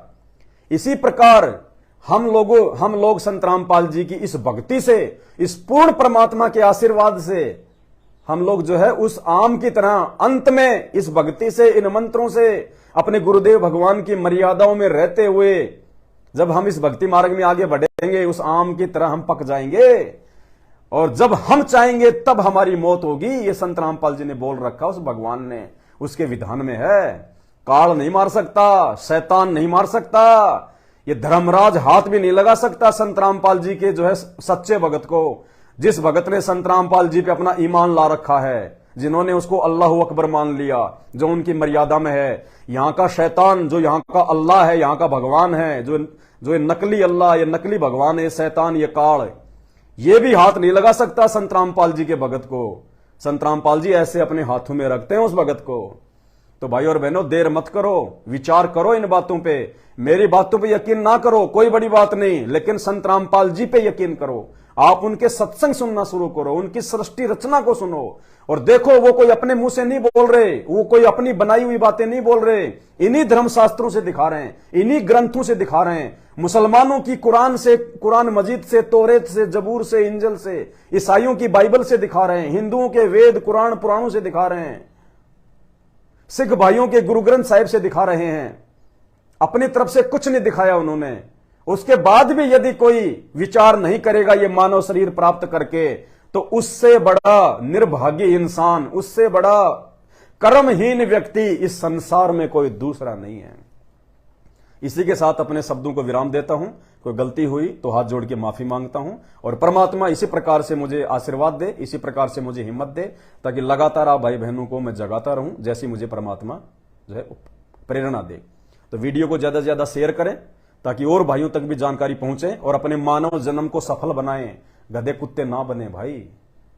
एक बार अगर 84 में अगर चले गए ना, फिर देख लो सारा दिन वो गधे का क्या हाल है, बैल का क्या हाल है, कुत्ते का क्या हाल है। सुअर बन के गर्दन कटवाओगे, मुर्गे बन के हलाल होोगे, मुर्गे बन के जो है गर्दन जो है कटवाओगे। बड़ा दर्द होता है, बड़ी परेशानी होगी उस समय। फिर वो अल्लाह याद आएगा, फिर रोओगे। फिर आज हम कहते हैं ना कि वो बकरा रोता है, वो मुर्गा वो चिल्लाता है, वो आत्मा रोती है। लेकिन क्या करे फिर वो अल्लाह कह देगा, बेटा जब मैं आया था, जब मैं बाखबर बन के आया था, जब मैं वो तत्वदर्शी जो है वो संत बन के आया था, और मेरे भगत रो रहे थे, वो चिल्ला रहे थे तुम्हें कि जाग जाओ जाग जाओ, जब उस समय तूने उनकी नहीं सुनी, जब उस समय तुम लोगों ने मेरे वो सत्संग नहीं सुने, तो अब तुम चिल्लाओ, अब तुम रो, अब तुम काटे ही जाओगे, अब तुम हलाल ही होगे। अब मैं कुछ नहीं करूंगा, क्योंकि भगवान का भी नियम है, वो भी अपने नियम पे चलता है। तो आज जाग जाओ, समय है। बाद में रोओगे, पछताओगे, ना मां बचाएगी, ना बाप बचाएगा, ना रिश्तेदार, ना तुम्हारी ये जवानी, ना तुम्हारी ये अकड़, कोई नहीं बचाएगा उस समय। भक्ति और ये भगवान जो आज धरती पे संत रामपाल जी के रूप में आए हुए हैं, जो प्रकट हैं, ये बचाएगा। दूसरा कोई धरती पे साधन नहीं है उस शैतान से बचाव का। बाकी आपकी मर्जी है भाई। बंदी छोड़।